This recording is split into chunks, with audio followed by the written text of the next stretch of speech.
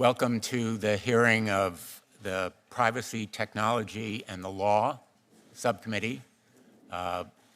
Thank my partner in this effort, Senator Hawley, ranking member, and I particularly want to thank Senator Durbin, Chairman of the Judiciary Committee, and he will be speaking shortly.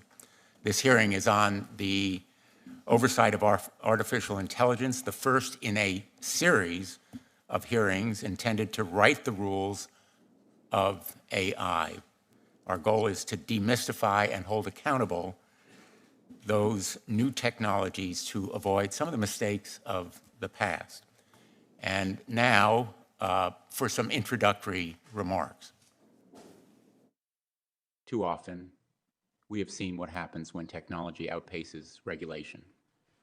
The unbridled exploitation of personal data, the proliferation of disinformation, and the deepening of societal inequalities. We have seen how algorithmic biases can perpetuate discrimination and prejudice, and how the lack of transparency can undermine public trust. This is not the future we want. If you were listening from home, you might have thought that voice was mine and the words from me, but in fact, that voice was not mine. The words were not mine. And the audio was an AI voice cloning software trained on my floor speeches. The remarks were written by ChatGPT when it was asked how I would open this hearing. And you heard just now the result. I asked ChatGPT, why did you pick those themes and that content? And it answered, and I'm quoting, Blumenthal has a strong record in advocating for consumer protection and civil rights.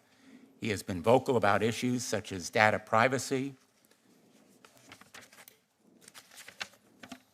and the potential for discrimination in algorithmic decision-making. Therefore, the statement emphasizes these aspects. Mr. Altman, I appreciate ChatGPT's endorsement. In all seriousness, this apparent reasoning is pretty impressive. I am sure that we'll look back in a decade and view ChatGPT and GPT-4 like we do the first cell phone, those big clunky things that we used to carry around. But we recognize that we are on the verge, really, of a new era. The audio, and my playing it may strike you as curious or humorous, but what reverberated in my mind was, what if I had asked it, and what if it had provided an endorsement of Ukraine surrendering or Vladimir Putin's leadership? That would have been really frightening, and the prospect is more than a little scary, to use the word, Mr. Altman, you have used yourself. And I think you have been very constructive in calling attention to the pitfalls as well as the promise, and that's the reason why we wanted you to be here today, and we thank you and our other witnesses for joining us. For several months now, the public has been fascinated with GPT, DALL-E, and other AI tools. These examples, like the homework done by ChatGPT or the articles and op-eds that it can write, feel like novelties, but the underlying advancements of this era are more than just research experiments. They are no longer fantasies of science fiction. They are real and present. The promises of curing cancer or developing new understandings of physics and biology or modeling climate and weather, all very encouraging and hopeful, but we also know the potential harms. And we've seen them already: weaponized disinformation, housing discrimination, harassment of women and impersonation fraud, voice cloning, deep fakes. These are the potential risks despite the other rewards. And for me, perhaps the biggest nightmare is the looming new industrial revolution, the displacement of millions of workers, the loss of huge numbers of jobs, the need to prepare for this new industrial revolution in skill training and relocation that may be required. And already industry leaders are calling attention to those challenges. To quote ChatGPT, this is not necessarily the future that we want. We need to maximize the good over the bad. Congress has a choice now. We had the same choice when we faced social media. We failed to seize that moment. The result is predators on the internet, toxic content, exploiting children, creating dangers for them, and Senator Blackburn and I and others like Senator Durbin on the Judiciary Committee are trying to deal with it, Kids Online Safety Act, but Congress failed to meet the moment on social media. Now we have the obligation to do it on AI before the threats and the risks become real. Sensible safeguards are not in opposition to innovation. Accountability is not a burden, far from it. They are the foundation of how we can move ahead while protecting public trust. They are how we can lead the world in technology and science, but also in promoting our democratic values. Otherwise, in the absence of that trust, I think we may well lose both. These are sophisticated technology, but there are basic expectations common in our law. We can start with transparency. AI companies ought to be required to test their systems, disclose known risks, and allow independent researcher access. We can establish scorecards and nutrition labels to encourage competition based on safety and trustworthiness. Limitations on use. There are places where the risk of AI is so extreme that we ought to impose restrictions or even ban their use, especially when it comes to commercial invasions of privacy for profit and decisions that affect people's livelihoods. And of course, accountability or liability. When AI companies and their clients cause harm, they should be held liable. We should not repeat our past mistakes. For example, Section 230, forcing companies to think ahead and be responsible for the ramifications of their business decisions can be the most powerful tool of all. Garbage in, garbage out. The principle still applies. We ought to beware of the garbage, whether it's going into these platforms or coming out of them. And the ideas that we develop in this hearing, I think, will provide a solid path forward. I look forward to discussing them with you today, and I will just finish on this note. The AI industry doesn't have to wait for Congress. I hope there are ideas and feedback from this discussion and from the industry and voluntary action, such as we've seen lacking in many social media platforms, and the consequences have been huge. So I'm hoping that we will elevate rather than have a race to the bottom, and I think these hearings will be an important part of this conversation. This one is only the first. The ranking member and I have agreed there should be more, and we're going to invite other industry leaders. Some have committed to come, experts, academics, and the public, we hope, will participate. And with that, I will turn to the ranking member, Senator Hawley.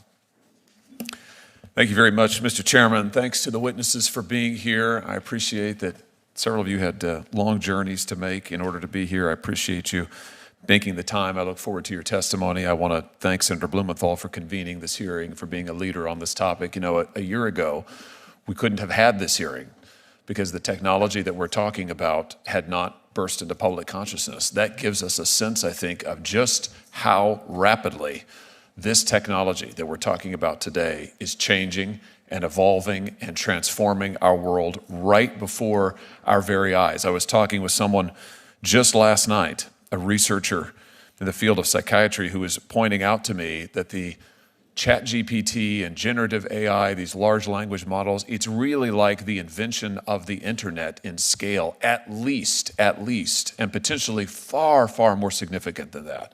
We could be looking at one of the most significant technological innovations in human history.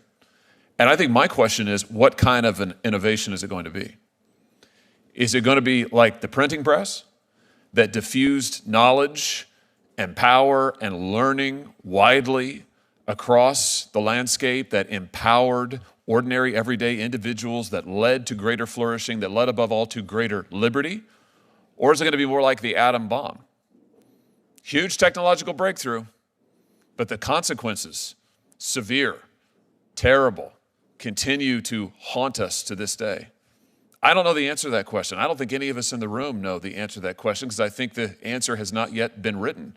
And to a certain extent, it's up to us here and to us as the American people to write the answer. What kind of technology will this be? How will we use it to better our lives? How will we use it to actually harness the power of technological innovation for the good of the American people, for the liberty of the American people, not for the power of the few? You know, I was reminded of the psychologist and writer Carl Jung, who said at the beginning of the last century that our ability for technological innovation, our capacity for technological revolution had far outpaced our ethical and moral ability to apply and harness the technology we developed. That was a century ago. I think the story of the 20th century largely bore him out. And I just wonder, what will we say as we look back at this moment about these new technologies, about generative AI, about these language models, and about the host of other AI capacities that are even right now under development, not just in this country, but in China, at the countries of our adversaries, and all around the world. I mean, I think the question that Jung posed is really the question that faces us. Will we strike that balance between technological innovation and our ethical and moral responsibility to humanity, to liberty, to the freedom of this country? And I hope that today's hearing will take us a step closer to that answer. Thank you, Mr. Chairman. Thanks, Senator Hawley. I'm going to turn to the Chairman of the Judiciary Committee and the Ranking Member, Senator Graham, if they have opening remarks as well. Yes, Mr. Chairman, thank you very much, and Senator Hawley as well. Last week in this committee, full committee, Senate Judiciary Committee, we dealt with an issue that had been waiting for attention for almost 2 decades, and that is what to do with the social media when it comes to the abuse of children. We had 4 bills initially that were considered by this committee, and what may be history in the making, we passed all 4 bills with unanimous roll calls. Unanimous roll calls. I can't remember another time when we've done that in an issue that important. It's an indication, I think, of the important position of this committee in the national debate on issues that affect every single family and affect our future in a profound way. 1989 was a historic watershed year in America because that's when Seinfeld arrived. And we had a sitcom which was supposedly about little or nothing, which turned out to be enduring. I like to watch it, obviously, and I'm always marvel when they show the phones that he used in 1989. And I think about those in comparison to what we carry around in our pockets today. It's a dramatic change. And I guess the question as I look at that is, does this change in phone technology that we've witnessed through the sitcom really exemplify a profound change in America, still unanswered? But the very basic question we face is whether or not this issue of AI is a quantitative change in technology or a qualitative change. The suggestions that I've heard from experts in the field suggest it's qualitative. Is it AI fundamentally different? Is it a game changer? Is it so disruptive that we need to treat it differently than other forms of innovation? That's the starting point. And the second starting point is one that's humbling, and that is the fact when you look at the record of Congress in dealing with innovation, technology, and rapid change, we're not designed for that. In fact, the Senate was not created for that purpose, but just the opposite. Slow things down, take a harder look at it, don't react to public sentiment, make sure you're doing the right thing.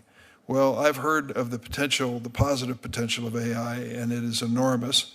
You can go through lists of the deployment of technology that would say that an idea you can sketch on a website, for a website on a napkin, can generate functioning code. Pharmaceutical companies could use the technology to identify new candidates to treat disease. The list goes on and on. And then, of course, the danger, and it's profound as well. So I'm glad that this hearing is taking place, and I think it's important for all of us to participate. I'm glad that it's a bipartisan approach. We're going to have to scramble to keep up with the pace of innovation in terms of our government public response to it, but this is a great start. Thank you, Mr. Chairman. Thanks, Senator Urban. It is very much a bipartisan approach, very deeply and broadly bipartisan, and in that spirit, I'm going to turn to my friend Senator Graham. In the spirit of wanting to hear from them, I'm not saying things. Thank you both for that. Thank you. That was not written by AI for sure. Let me introduce now the witnesses. We're very grateful to you for being here. Sam Altman is the co-founder and CEO of OpenAI, the AI research and deployment company behind ChatGPT and DALL-E. Mr. Altman was president of the early stage startup accelerator Y Combinator from 2014 to 2019. OpenAI was founded in 2015. Christina Montgomery is IBM's vice president and chief privacy and trust officer, overseeing the company's global privacy program, policies, compliance, and strategy. She also chairs IBM's AI ethics board, a multidisciplinary team responsible for the governance of AI and emerging technologies. Christina has served in various roles at IBM, including corporate secretary to the company's board of directors. She is a global leader in AI ethics and governance, and Ms. Montgomery also is a member of the United States Chamber of Commerce AI Commission and the United States National AI Advisory Committee, which was established in 2022 to advise the President and the National AI Initiative Office on a range of topics related to AI. Gary Marcus is a leading voice in artificial intelligence. He's a scientist, best-selling author, and entrepreneur, founder of the Robust AI and Geometric AI acquired by Uber, if I'm not mistaken. An emeritus professor of psychology and neuroscience at NYU, Mr. Marcus is well known for his challenges to contemporary AI, anticipating many of the current limitations decades in advance, and for his research in human language development and cognitive neuroscience. Thank you for being here. And as you may know, our custom on the Judiciary Committee is to swear in our witnesses before they testify. So if you would all please rise and raise your right hand. Do you solemnly swear that the testimony that you are going to give is the truth, the whole truth, and nothing but the truth, so help you God? Thank you. Mr. Altman, we're going to begin with you, if that's okay. Thank you. Thank you, Chairman Blumenthal, Ranking Member Hawley, members of the Judiciary Committee. Thank you for the opportunity to speak to you today about large neural networks. It's really an honor to be here, even more so in the moment than I expected. My name is Sam Altman. I'm the Chief Executive Officer of OpenAI. OpenAI was founded on the belief that artificial intelligence has the potential to improve nearly every aspect of our lives, but also that it creates serious risks we have to work together to manage. We're here because people love this technology. We think it can be a printing press moment. We have to work together to make it so. OpenAI is an unusual company, and we set it up that way because AI is an unusual technology. We are governed by a nonprofit, and our activities are driven by our mission and our charter, which commit us to working to ensure that the broad distribution of the benefits of AI and to maximizing the safety of AI systems. We are working to build tools that one day can help us make new discoveries and address some of humanity's biggest challenges, like climate change and curing cancer. Our current systems aren't yet capable of doing these things, but it has been immensely gratifying to watch many people around the world get so much value from what these systems can already do today. We love seeing people use our tools to create, to learn, to be more productive. We're very optimistic that there are going to be fantastic jobs in the future, and that current jobs can get much better. We also love seeing what developers are doing to improve lives. For example, Be My Eyes used our new multimodal technology in GPT-4 to help visually impaired individuals navigate their environment. We believe that the benefits of the tools we have deployed so far vastly outweigh the risks, but ensuring their safety is vital to our work, and we make significant efforts to ensure that safety is built into our systems at all levels. Before releasing any new system, OpenAI conducts extensive testing, engages external experts for detailed reviews and independent audits, improves the model's behavior, and implements robust safety and monitoring systems. Before we released GPT-4, our latest model, we spent over 6 months conducting extensive evaluations, external red teaming, and dangerous capability testing. We are proud of the progress that we made. GPT-4 is more likely to respond helpfully and truthfully and refuse harmful requests than any other widely deployed model of similar capability. However, we think that regulatory intervention by governments will be critical to mitigate the risks of increasingly powerful models. For example, the US government might consider a combination of licensing and testing requirements for development and release of AI models above a threshold of capabilities.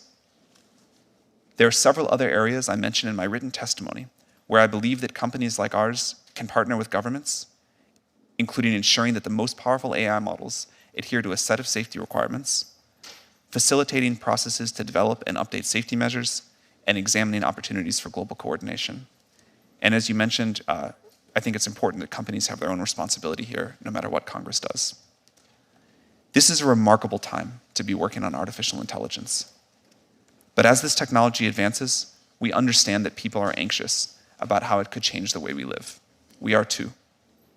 But we believe that we can and must work together to identify and manage the potential downsides so that we can all enjoy the tremendous upsides. It is essential that powerful AI is developed with democratic values in mind, and this means that US leadership is critical. I believe that we will be able to mitigate the risks in front of us and really capitalize on this technology's potential to grow the US economy and the world's, and I look forward to working with you all to meet this moment, and I look forward to answering your questions. Thank you. Thank you, Mr. Altman. Ms. Montgomery. Chairman Blumenthal, Ranking Member Hawley, and members of the subcommittee, thank you for today's opportunity to present. AI is not new, but it's certainly having a moment. Recent breakthroughs in generative AI and the technology's dramatic surge in the public attention has rightfully raised serious questions at the heart of today's hearing. What are AI's potential impacts on society? What do we do about bias? What about misinformation, misuse, or harmful content generated by AI systems? Senators, these are the right questions, and I applaud you for convening today's hearing to address them head on. While AI may be having its moment, the moment for government to play a role has not passed us by. This period of focused public attention on AI is precisely the time to define and build the right guardrails to protect people and their interests. But at its core, AI is just a tool, and tools can serve different purposes. To that end, IBM urges Congress to adopt a precision regulation approach to AI. This means establishing rules to govern the deployment of AI in specific use cases, not regulating the technology itself. Such an approach would involve 4 things. First, different rules for different risks. The strongest regulation should be applied to use cases with the greatest risks to people and society. Second, clearly defining risks. There must be clear guidance on AI uses or categories of AI-supported activity that are inherently high risk. This common definition is key to enabling a clear understanding of what regulatory requirements will apply in different use cases and contexts. Third, be transparent. So AI shouldn't be hidden. Consumers should know when they're interacting with an AI system and that they have recourse to engage with a real person should they so desire. No person anywhere should be tricked into interacting with an AI system.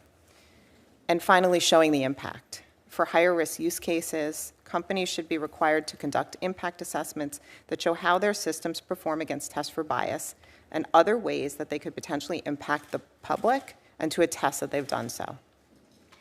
By following risk-based, use case-specific approach at the core of precision regulation, Congress can mitigate the potential risks of AI without hindering innovation. But businesses also play a critical role in ensuring the responsible deployment of AI. Companies active in developing or using AI must have strong internal governance, including, among other things, designating a lead AI ethics official responsible for an organization's trustworthy AI strategy, standing up an ethics board or a similar function as a centralized clearinghouse for resources to help guide implementation of that strategy. IBM has taken both of these steps, and we continue calling on our industry peers to follow suit. Our AI Ethics Board plays a critical role in overseeing internal AI governance processes, creating reasonable guardrails to ensure we introduce technology into the world in a responsible and safe manner.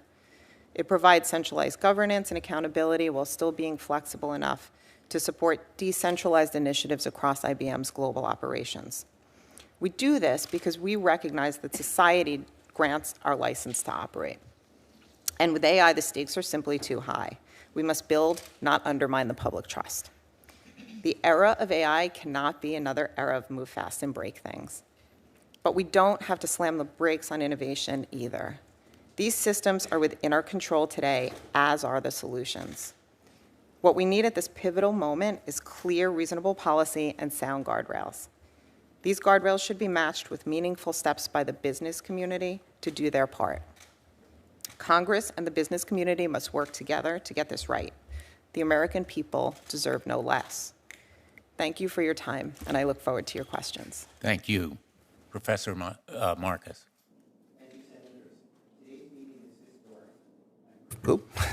Thank you, Senators. Today's meeting is historic. I'm profoundly grateful to be here. I come as a scientist, someone who's founded AI companies, and as someone who genuinely loves AI, but who is increasingly worried. There are benefits, but we don't yet know whether they will outweigh the risks. Fundamentally, these new systems are going to be destabilizing. They can and will create persuasive lies at a scale humanity has never seen before. Outsiders will use them to affect our elections, insiders to manipulate our markets and our political systems. Democracy itself is threatened. Chatbots will also clandestinely shape our opinions, potentially exceeding what social media can do. Choices about data sets that AI companies use will have enormous unseen influence. Those who choose the data will make the rules, shaping society in subtle but powerful ways. There are other risks too, many stemming from the inherent unreliability of current systems.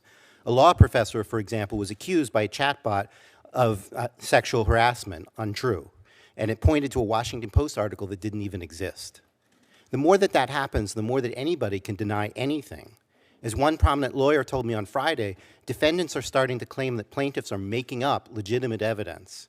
These sorts of allegations undermine the abilities of juries to decide what or who to believe and contribute to the undermining of democracy. Poor medical advice could have serious consequences too. An open source large language model recently seems to have played a role in a person's decision to take their own life. The large language model asked the human, if you wanted to die, why didn't you do it earlier? And then followed up with, were you thinking of me when you overdosed? Without ever referring the patient to the human help that was obviously needed. Another system rushed out and made available to millions of children told a person posing as a 13-year-old how to lie to her parents about a trip with a 31-year-old man. Further threats continue to emerge regularly. A month after GPT-4 was released, OpenAI released ChatGPT plugins, which quickly led others to develop something called AutoGPT, with direct access to the internet, the ability to write source code, and increased powers of automation. This may well have drastic and difficult to predict security consequences. What criminals are going to do here is to create counterfeit people. It's hard to even envision the consequences of that. We have built machines that are like bulls in a china shop, powerful, reckless, and difficult to control. We all more or less agree on the values we would like for our AI systems to honor. We want, for example, for our systems to be transparent, to protect our privacy, to be free of bias, and above all else, to be safe. But current systems are not in line with these values. Current systems are not transparent. They do not adequately protect our privacy, and they continue to perpetuate bias. And even their makers don't entirely understand how they work. Most of all, we cannot remotely guarantee that they're safe, and hope here is not enough. The big tech company's preferred plan boils down to trust us. But why should we? The sums of money at stake are mind-boggling. Emissions drift. OpenAI's original mission statement proclaimed, our goal is to advance AI in the way that is most likely to benefit humanity as a whole, unconstrained by a need to generate financial return. 7 years later, they're largely beholden to Microsoft, embroiled in part in an epic battle of search engines that routinely make things up. And that's forced Alphabet to rush out products and de-emphasize safety. Humanity has taken a back seat. AI is moving incredibly fast with lots of potential, but also lots of risks. We obviously need government involved, and we need the tech companies involved, both big and small. But we also need independent scientists, not just so that we scientists can have a voice, but so that we can participate directly in addressing the problems and evaluating solutions. And not just after products are released, but before, and I'm glad that Sam mentioned that. We need tight collaboration between independent scientists and governments in order to hold the companies' feet to the fire. Allowing independent scientists access to these systems before they are widely released as part of a clinical trial-like safety evaluation is a vital first step. Ultimately, we may need something like CERN, global, international, and neutral, but focused on AI safety rather than high-energy physics. We have unprecedented opportunities here, but we are also facing a perfect storm of corporate irresponsibility, widespread deployment, lack of adequate regulation, and inherent unreliability. AI is among the most world-changing technologies ever, already changing things more rapidly than almost any technology in history. We acted too slowly with social media. Many unfortunate decisions got locked in with lasting consequence. The choices we make now will have lasting effects for decades, maybe even centuries. The very fact that we are here today in bipartisan fashion to discuss these matters gives me some hope. Thank you, Mr. Chairman. Thanks very much, Professor Marcus. We're going to have 7-minute rounds of questioning, and I will begin. First of all, Professor Marcus, we are here today because we do face that perfect storm. Some of us might characterize it more like a bomb in a china shop, not a bull. And as Senator Hawley indicated, there are precedents here, not only the atomic warfare era, but also the Genome Project, the research on genetics, where there was international cooperation as a result. And we want to avoid those past mistakes, as I indicated in my opening statement, that were committed on social media. That is precisely the reason we are here today. ChatGPT makes mistakes. All AI does. And it can be a convincing liar, what people call hallucinations. That might be an innocent problem in the opening of a judiciary subcommittee hearing where a voice is impersonated, mine in this instance, or quotes from research papers that don't exist, but ChatGPT and Bard are willing to answer questions about life or death matters, for example, drug interactions.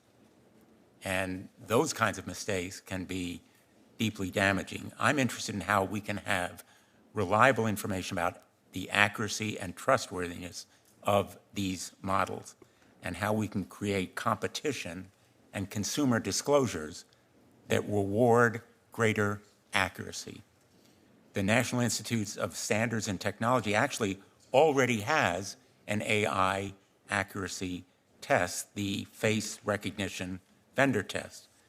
It doesn't solve for all the issues with facial recognition, but the scorecard does provide useful information about the capabilities and flaws of these systems. So there's work on models to assure accuracy and integrity.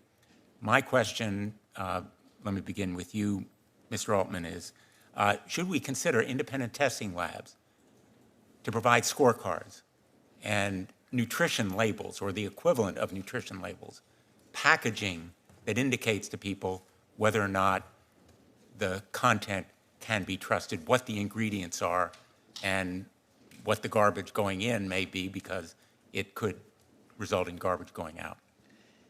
Yeah, I think that's a great idea. I think that companies should put their own sort of, here are the results of our test of our model before we release it. Here's where it has weaknesses, here's where it has strengths, but also independent audits for that are very important. These models are getting more accurate over time. This is as we have, I think, said as loudly as anyone, this technology is in its early stages. It definitely still makes mistakes. We find that users are pretty sophisticated and understand where the mistakes are that they need, or likely to be, that they need to be responsible for verifying what the models say, that they go off and check it. I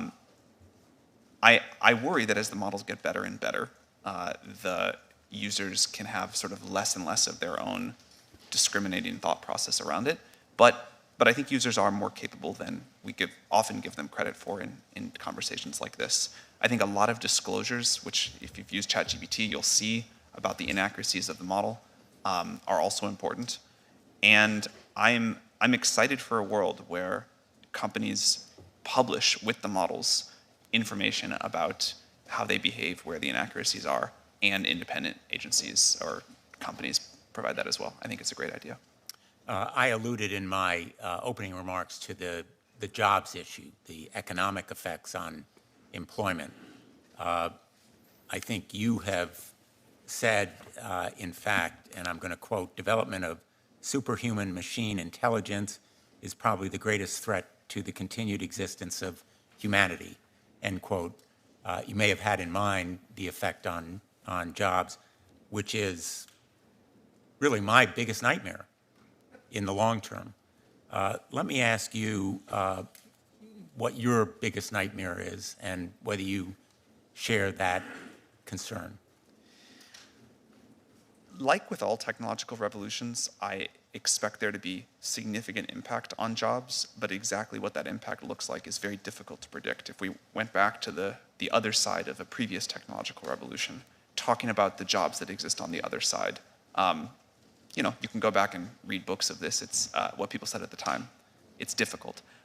I believe that there will be far greater jobs on the other side of this, and that the jobs of today will get better. I think it's important.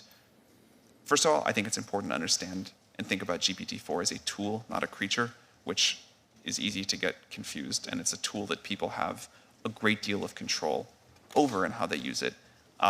And second, GPT-4 and other systems like it, are good at doing tasks, not jobs.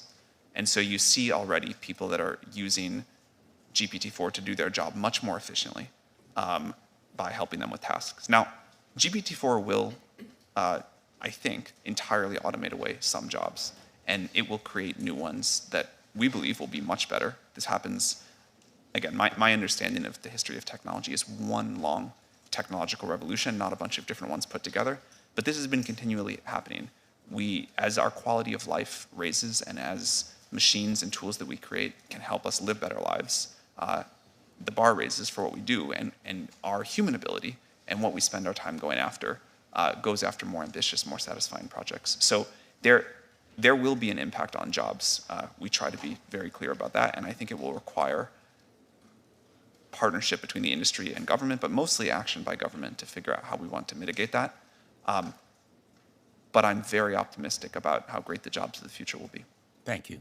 Let me ask Ms. Montgomery and Professor Marcus for your reactions to those questions as well. Ms. Montgomery? On the jobs point, yeah, I mean, well, it's a hugely important question. And it's one that we've been talking about for a really long time at IBM. We do believe that AI, and we've said it for a long time, is going to change every job. New jobs will be created. Many more jobs will be transformed, and some jobs will transition away. I'm a personal example of a job that didn't exist when I joined IBM, and I have a team of AI governance professionals who are in new roles that we created, as early as 3 years ago. I mean, they're new and they're growing. So I think the most important thing that we could be doing and can and should be doing now is to prepare the workforce of today and the workforce of tomorrow for partnering with AI technologies and using them. And we've been very involved for years now in doing that, in focusing on skills-based hiring, in educating for the skills of the future. Our Skills Build platform has 7 million learners and over 1,000 courses worldwide focused on skills, and we've pledged to train 30 million individuals by 2030 in the skills that are needed for society today. Thank you. Professor Marcus? May I go back to the first question as well? Absolutely. On the subject of nutrition labels, I think we absolutely need to do that. I think that there's some technical challenges and that building proper nutrition labels goes hand in hand with transparency. The biggest scientific challenge in understanding these models is how they generalize. What do they memorize and what new things do they do? The more that there's in the data set, for example, the thing that you want to test accuracy on, the less you can get a proper read on that. So it's important, first of all, that scientists be part of that process, and second, that we have much greater transparency about what actually goes into these systems. If we don't know what's in them, then we don't know exactly how well they're doing when we give something new, and we don't know how good a benchmark that will be for something that's entirely novel. So I could go into that more, but I want to flag that. Second is on jobs. Past performance history is not a guarantee of the future. It has always been the case in the past that we have had more jobs, that new jobs, new professions come in as new technologies come in. I think this one's going to be different, and the real question is over what time scale. Is it going to be 10 years? Is it going to be 100 years? And I don't think anybody knows the answer to that question. I think in the long run, so-called artificial general intelligence really will replace a large fraction of human jobs. We're not that close to artificial general intelligence. Despite all of the media hype and so forth, I would say that what we have right now is just a small sampling of the AI that we will build. In 20 years, people will laugh at this, as I think it was Senator Hawley made the but maybe Senator Durbin made the example about this. It was Senator Durbin made the example about cell phones. When we look back at the AI of today, 20 years ago, we'll be like, wow, that stuff was really unreliable. It couldn't really do planning, which is an important technical aspect. Its reasoning abilities were limited. But when we get to AGI, artificial general intelligence, maybe let's say it's 50 years, that really is going to have, I think, profound effects on labor. And there's just no way around that. And last, I don't know if I'm allowed to do this, but I will note that Sam's worst fear, I do not think, is employment, and he never told us what his worst fear actually is, and I think it's germane to find out. Thank you. I'm going to ask Mr. Altman if he cares to respond. Yeah. Look, we have tried to be very clear about the magnitude of the risks here. I think jobs and employment and what we're all going to do with our time really matters. I agree that when we get to very powerful systems, the landscape will change. I think I'm just more optimistic that we are incredibly creative and we find new things to do with better tools, and that will keep happening. My worst fears are that we, the field, the technology, the industry, cause significant harm to the world. I think that could happen in a lot of different ways. It's why we started the company. It's big part of why I'm here today and why we've been here in the past and we've been able to spend some time with you. I think if this technology goes wrong, it can go quite wrong, and we want to be vocal about that. We want to work with the government to prevent that from happening, but we try to be very clear-eyed about what the downside case is and the work that we have to do to mitigate that. Thank you. And our hope is that the rest of the industry will follow the example that you and IBM, Ms. Montgomery, have set by coming today and meeting with us, as you have done privately, in helping to guide what we're going to do so that we can target the harms and avoid unintended consequences to the good. Thank you. Senator Hawley. Thank you again, Mr. Chairman. Thanks to the witnesses for being here. Mr. Altman, I think you grew up in St. Louis, if I'm not mistaken. It's great to see a fellow Missouri is a great place. Missourian here. It is. Thank you. I want that noted, especially underlined in the record. Missouri is a great place. That is the takeaway from today's hearing. Maybe we'll just stop there, Mr. Chairman. Let me ask you, Mr. Altman, I think I'll start with you. And I'll just preface this by saying my questions here are an attempt to get my head around and to ask all of you to help us to get our heads around what this generative AI, particularly the large language models, what it can do. So I'm trying to understand its capacities and then its significance. So I'm looking at a paper here entitled Large Language Models Trained on Media Diets Can Predict Public Opinion. This is just posted about a month ago. The authors are Chu, Andreas, Ansalabere, and Roy. And their conclusion, this work was done at MIT and then also at Google. Their conclusion is that large language models can indeed predict public opinion, and they go through and model why this is the case, and they conclude ultimately that an AI system can predict human survey responses by adapting a pre-trained language model to subpopulation-specific media diets. So in other words, you can feed the model a particular set of media inputs, and it can, with remarkable accuracy, and the paper goes into this, predict then what people's opinions will be. I want to think about this in the context of elections. If these large language models can, even now, based on the information we put into them, quite accurately predict public opinion, ahead of time. I mean, predict, it's before you even ask the public these questions.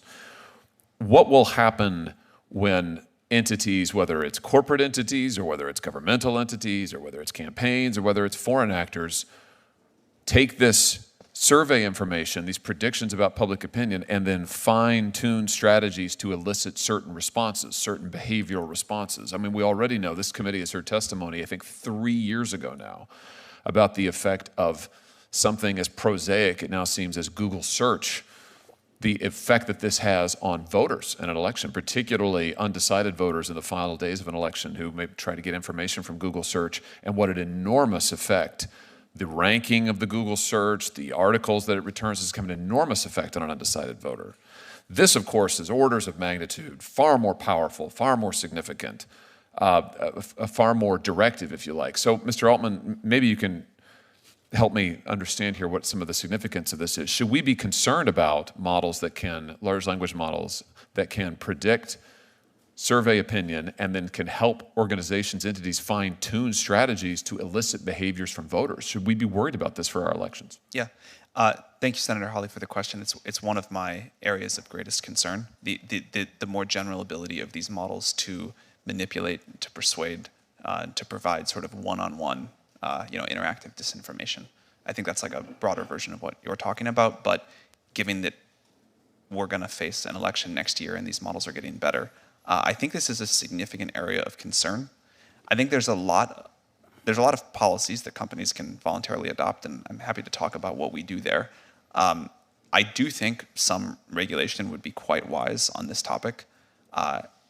Someone mentioned earlier, it's something we really agree with. People need to know if they're talking to an AI, if content that they're looking at might be generated or might not. I think it's a great thing to do, is to make that clear.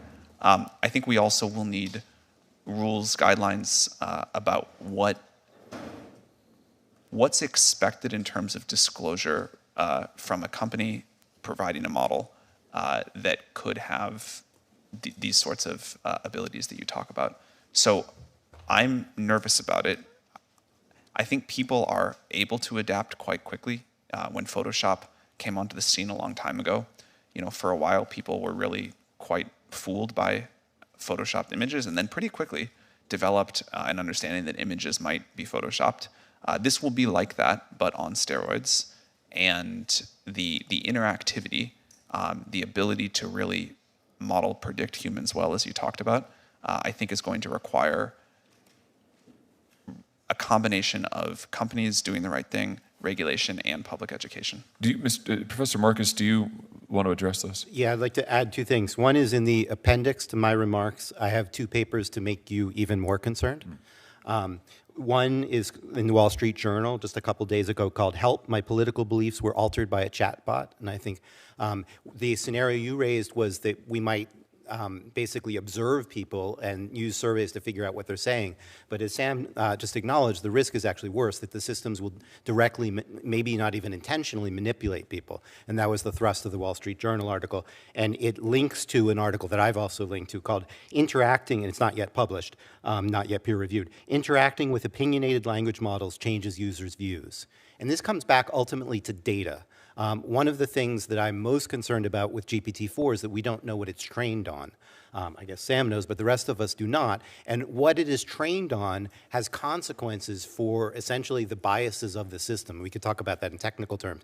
But how these systems might lead people about depends very heavily on what data is trained on them. And so we need transparency about that, and we probably need scientists in there doing analysis in order to understand what the political influences, for example, of these systems might be. And it's not just about politics. It can be about health. It could be about anything. These systems absorb a lot of data, and then what they say reflects that data. And they're going to do it differently depending on what's in that data. So it makes a difference if they're trained on the Wall Street Journal as opposed to the New York Times or Reddit. I mean, actually, they're largely trained on all of this stuff, but we don't really understand the composition of that.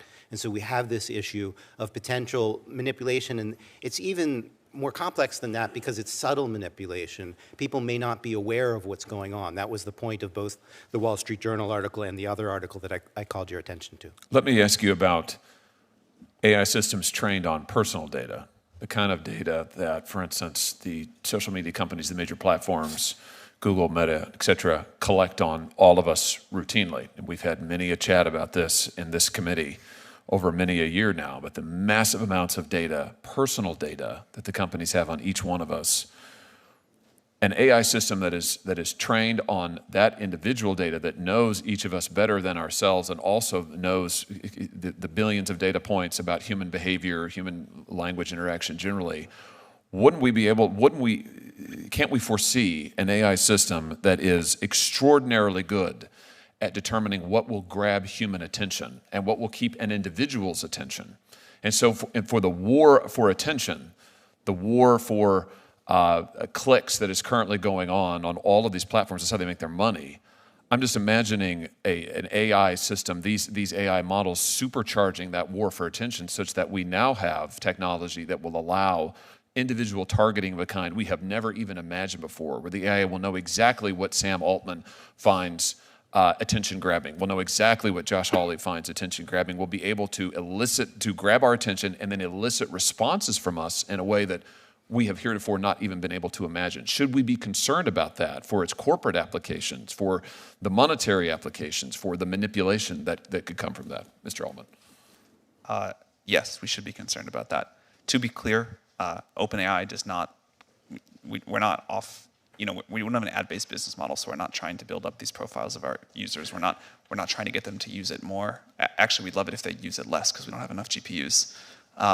But I think other companies are already, and certainly will in the future, use AI models to create very good ad predictions of what a user will like. I think that's already happening in many ways. Ms. Marcus, anything you want to add? Yes, and perhaps Ms. Montgomery will want to too, as well, I don't know. But hyper-targeting of advertising is definitely going to come. I agree that that's not been OpenAI's business model. Of course, now they're working for Microsoft, and I don't know what's in Microsoft's thoughts, but we will definitely see it. Maybe it will be with open source language models. I don't know. But the technology there is, let's say, partway there to being able to do that, and we'll certainly get there. So we're an enterprise technology company, not consumer focused, so the space isn't one that we necessarily operate in terms of, but these issues are hugely important issues. And it's why we've been out ahead in developing the technology that will help to ensure that you can do things like produce a fact sheet that has the ingredients of what your data is trained on. Data sheets, model cards, all those types of things, and calling for, as I've mentioned today, transparency. So you know what the algorithm was trained on, and then you also know and can manage and monitor continuously over the life cycle of an AI model, the behavior and the performance of that model. Senator Durbin. Thank you. I think what's happening today in this hearing room is historic. I can't recall when we've had people representing large corporations or private sector entities come before us and plead with us to regulate them. In fact, many people in the Senate have based their careers on the opposite, that the economy will thrive if government gets the hell out of the way. And what I'm hearing instead today is that stop me before I innovate again message. And I'm just curious as to how we're going to achieve this. As I mentioned Section 230 in my opening remarks, we learned something there. We decided that in Section 230 that we were basically going to absolve the industry from liability for a period of time as it came into being. Well, Mr. Altman, on the podcast earlier this year, you agreed with host Kara Swisher that Section 230 doesn't apply to generative AI, and that developers like OpenAI should not be entitled to full immunity for harms caused by their products. So what have we learned from 230 that applies to your situation with AI? Thank you for the question, Senator. I don't know yet exactly what the right answer here is. I'd love to collaborate with you to figure it out. I do think for a very new technology, we need a new framework. Certainly companies like ours bear a lot of responsibility for the tools that we put out in the world, but tool users do as well. And how we want, and also people that will build on top of it between them and the end consumer, and how we want to come up with a liability framework there is a super important question, and we'd love to work together. The point I want to make is this. When it came to online platforms, the inclination of the government was get out of the way. This is a new industry. Don't overregulate it. In fact, give them some breathing space and see what happens. I'm not sure I'm happy with the outcome as I look at online platforms. Me either. And the harms that they've created. Problems that we've seen demonstrated in this committee. Child exploitation, cyberbullying, online drug sales, and more. I don't want to repeat that mistake again. And what I hear is the opposite suggestion from the private sector. And that is come in on the front end of this thing and establish some liability standards, precision regulation. For a major company like IBM to come before this committee and say to the government, please regulate us, can you explain the difference in thinking from the past and now? Yeah, absolutely. So for us, this comes back to the issue of trust and trust in the technology. Trust is our license to operate, as I mentioned in my remarks. And so we firmly believe, and we've been calling for precision regulation of artificial intelligence for years now. This is not a new position. We think that technology needs to be deployed in a responsible and clear way, that we've taken principles around that, trust and transparency, we call them, are principles that were articulated years ago, and build them into practices. That's why we're here advocating for precision regulatory approach. So we think that AI should be regulated at the point of risk, essentially, and that's the point at which technology meets society. Let's take a look at what that might appear to be. Members of Congress are a pretty smart lot of people, maybe not as smart as we think we are many times, and government certainly has a capacity to do amazing things. But when you talk about our ability to respond to the current challenge and perceived challenge of the future, challenges which you all have described in terms which are hard to forget. As you said, Mr. Altman, things can go quite wrong. As you said, Mr. Marcus, democracy is threatened. I mean, the magnitude of the challenge you're giving us is substantial. I'm not sure that we respond quickly and with enough expertise to deal with it. Professor Marcus, you made a reference to CERN, the international arbiter of nuclear research, I suppose. I don't know if that's a fair characterization, but it's a characterization I'll start with. What is it, what agency of this government do you think exists that could respond to the challenge that you've laid down today? We have many agencies that can respond in some ways. For example, the FTC, the FCC. There are many agencies that can, but my view is that we probably need a cabinet-level organization within the United States in order to address this. And my reasoning for that is that the number of risks is large, the amount of information to keep up on is so much. I think we need a lot of technical expertise. I think we need a lot of coordination of these efforts. So there is one model here where we stick to only existing law and try to shape all of what we need to do, and each agency does their own thing. But I think that AI is going to be such a large part of our future and is so complicated and moving so fast. And this does not fully solve your problem about a dynamic world, but it's a step in that direction to have an agency that's full-time job is to do this. I personally have suggested, in fact, that we should want to do this at a global way.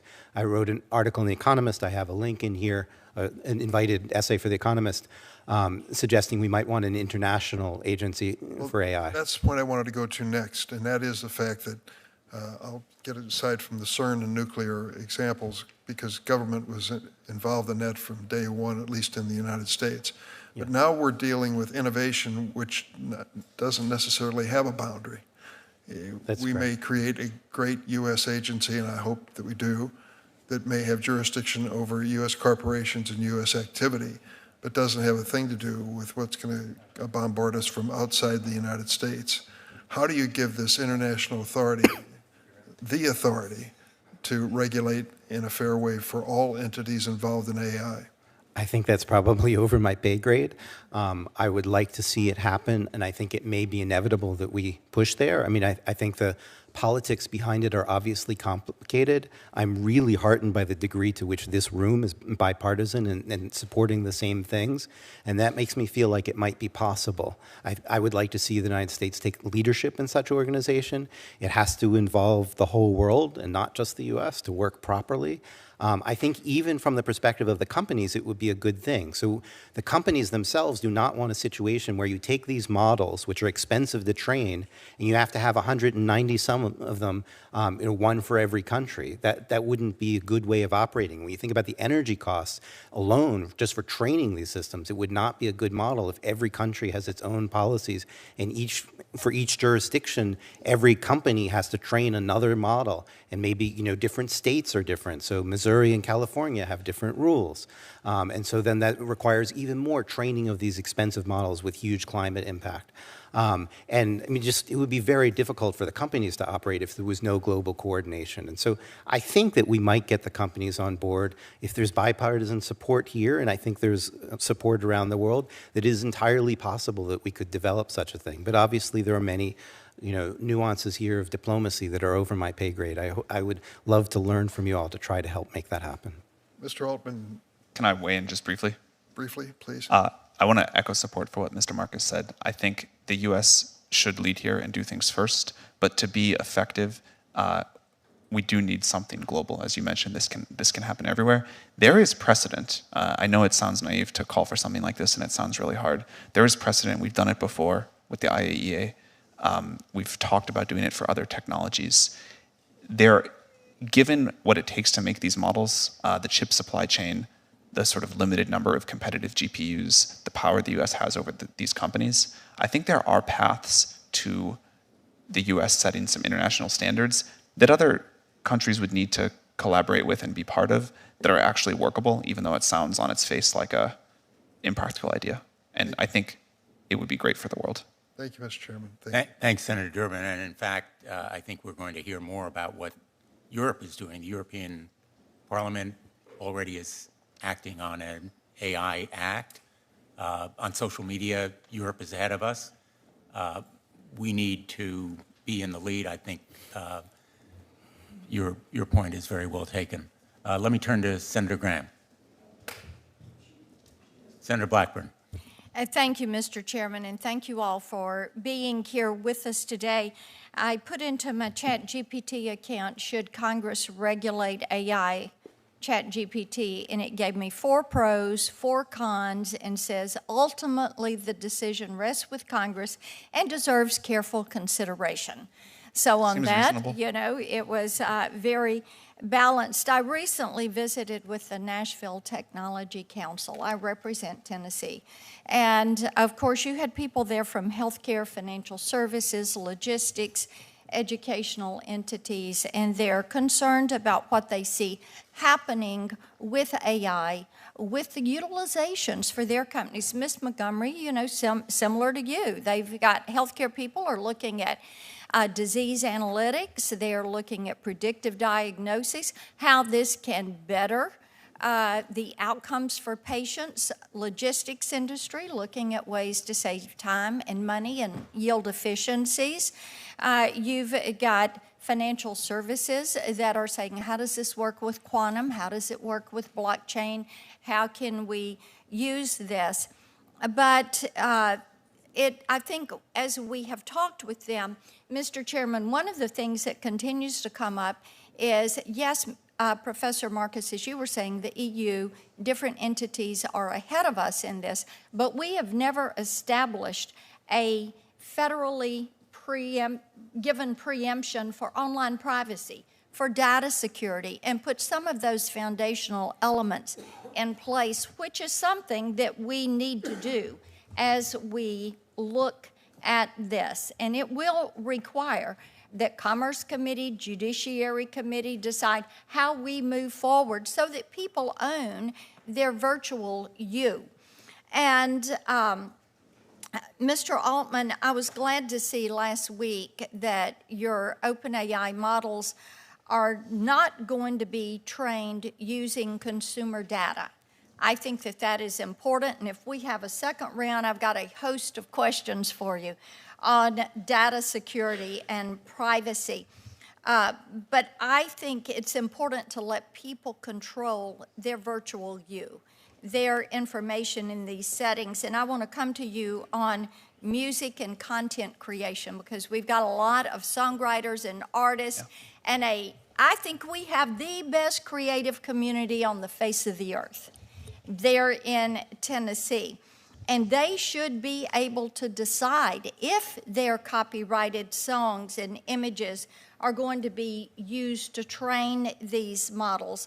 And I'm concerned about OpenAI's jukebox. It offers some re-renditions in the style of Garth Brooks, which suggests that OpenAI is trained on Garth Brooks songs. I went in this weekend and I said, write me a song that sounds like Garth Brooks. And it gave me a different version of Simple Man. So it's interesting that it would do that. But you're training it on these copyrighted songs, these MIDI files, these sound technologies. So as you do this, who owns the rights to that AI-generated material? And using your technology, could I remake a song, insert content from my favorite artist, and then own the creative rights to that song? Thank you, Senator. This is an area of great interest to us. I would say, first of all, we think that creators deserve control over how their creations are used and what happens sort of beyond the point of them releasing it into the world. Second, I think that we need to figure out new ways with this new technology that creators can win, succeed, have a vibrant life, and I'm optimistic that this will present. Then let me ask you this: how do you compensate the artist? That's exactly what I was going to say. Okay. We're working with artists now, visual artists, musicians, to figure out what people want. There's a lot of different opinions, unfortunately, and at some point we'll have to. Let me ask you this: do you favor something like Sound Exchange that has worked in the area of radio? I'm not familiar with Sound Exchange, I'm sorry. Streaming. Okay, you've got your team behind you. Get back to me on that. That would be a third-party entity. Okay. So let's discuss that. Let me move on. Can you commit, as you've done with consumer data, not to train ChatGPT, OpenAI, Jukebox, or other AI models on artists and songwriters' copyrighted works, or use their voices and their likenesses without first receiving their consent? So first of all, Jukebox is not a product we offer. That was a research release, but it's not, unlike ChatGPT or DALL-E. Yeah, but we've lived through Napster. Yes.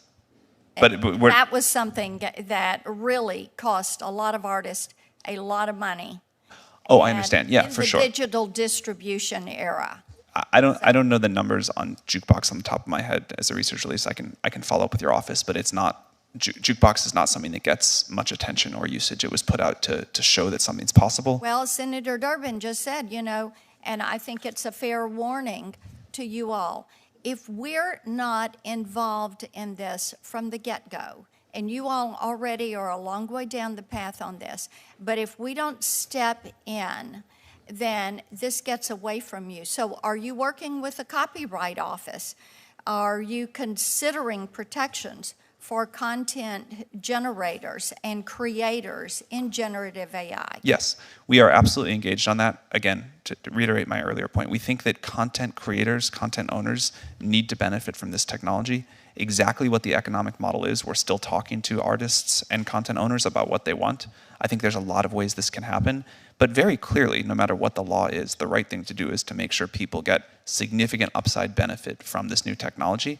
And we believe that it's really going to deliver that, but that content owners, likenesses, people totally deserve control over how that's used and to benefit from it. Okay, so on privacy then, how do you plan to account for the collection of voice and other user-specific data, things that are copyrighted, user-specific data through your AI applications? Because if I can go in and say, write me a song that sounds like Garth Brooks, and it takes part of an existing song, there has to be a compensation to that artist for that utilization and that use. If it was radio play, it would be there. If it was streaming, it would be there. So if you're going to do that, what is your policy for making certain you're accounting for that and you're protecting that individual's right to privacy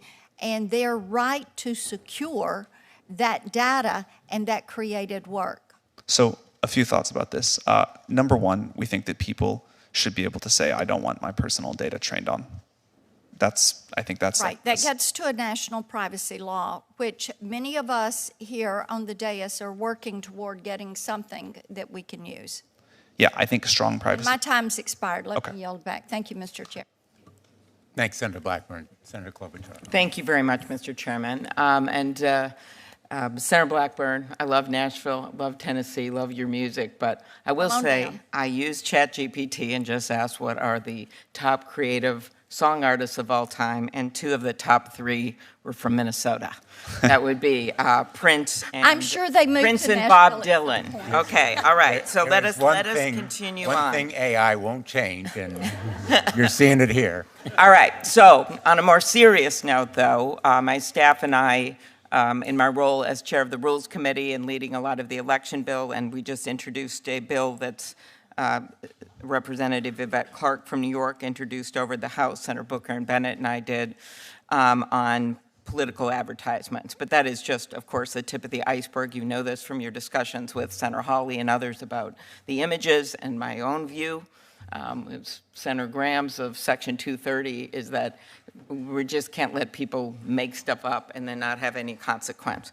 But I'm going to focus in on what one of my jobs will be on the Rules Committee, and that is election misinformation. And we just asked ChatGPT to do a tweet about a polling location in Bloomington, Minnesota, and said there are long lines at this polling location at Atonement Lutheran Church.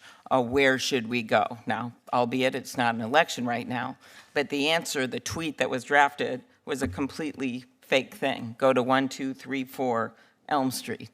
And so you can imagine what I'm concerned about here with an election upon us, with primary elections upon us, that we're going to have all kinds of misinformation. And I just want to know what you're planning on doing about it. I know we're going to have to do something soon, not just for the images of the candidates, but also for misinformation about the actual polling places and election rules. Thank you, Senator. We talked about this a little bit earlier. We are quite concerned about the impact this can have on elections. I think this is an area where hopefully the entire industry and the government can work together quickly. There's many approaches, and I'll talk about some of the things we do, but before that, I think it's tempting to use the frame of social media, but this is not social media, this is different, and so the response that we need is different. You know, this is a tool that a user is using to help generate content more efficiently than before. They can change it, they can test the accuracy of it. If they don't like it, they can get another version. But it still then spreads through social media or other ways. Like ChatGPT is a single player experience where you're just using this. And so I think as we think about what to do, that's important to understand. There's a lot that we can and do there. There's things that the model refuses to generate. We have policies. We also importantly have monitoring. So at scale, we can detect someone generating a lot of those tweets, even if generating one tweet is okay. Yeah, and of course there's going to be other platforms, and if they're all spouting out fake election information, I think what happened in the past with Russian interference and the like, it's just going to be a tip of the iceberg when some of those fake ads. So that's number one. Number two, is the impact on intellectual property. And Senator Blackburn was getting at some of this with song rights, and I have serious concerns about that. But news content. So Senator Kennedy and I have a bill that was really quite straightforward that would simply allowed the news organizations an exemption to be able to negotiate with basically Google and Facebook. Microsoft was supportive of the bill, but basically negotiate with them to get better rates and be able to not have some leverage. And other countries are doing this, Australia and the like. And so my question is, when we already have a study by Northwestern predicting that 1/3 of the U.S. newspapers that roughly existed 2 decades are going to be gone by 2025, unless you start compensating for everything from movies, books, yes, but also news content, we're going to lose any realistic content producers. And so I'd like your response to that. And of course, there is an exemption for copyright in Section 230. But I think asking little newspapers to go out and sue all the time just can't be the answer. They're not going to be able to keep up. Yeah, like, it is my hope that tools like what we're creating can help news organizations do better. I think having a vibrant national media is critically important, and let's call it round one of the internet has not been great for that. Right, we're talking here about local, that, report on your high school football scores and a scandal in your city council, those kinds of things. For sure. They're the ones that are actually getting the worst, the little radio stations and broadcast. But do you understand that this could be exponentially worse in terms of local news content if they're not compensated? Well, because what they need is to be compensated for their content and not have it stolen. Yeah, again, our model, the current version of GPT-4 ended training in 2021. It's not a good way to find recent news, and I don't think it's a service that can do a great job of linking out. Although maybe with our plugins, it's possible. If there are things that we can do to help local news, we would certainly like to. Again, I think it's critically important. Okay. One last. May I add something there? Yeah, but let me just ask you a question. You can combine them quick. More transparency on the platforms.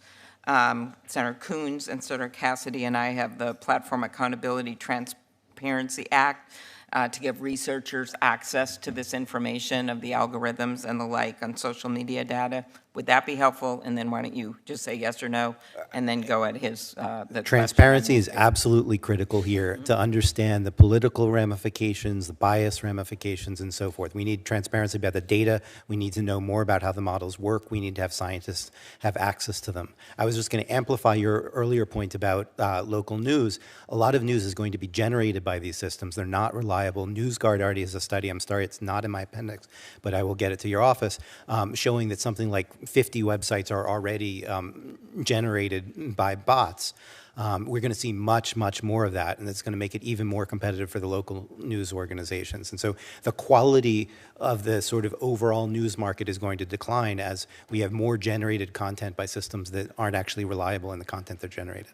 Thank you, and thank you on a very timely basis to make the argument why we have to mark up this bill again in June. I appreciate it. Thank you.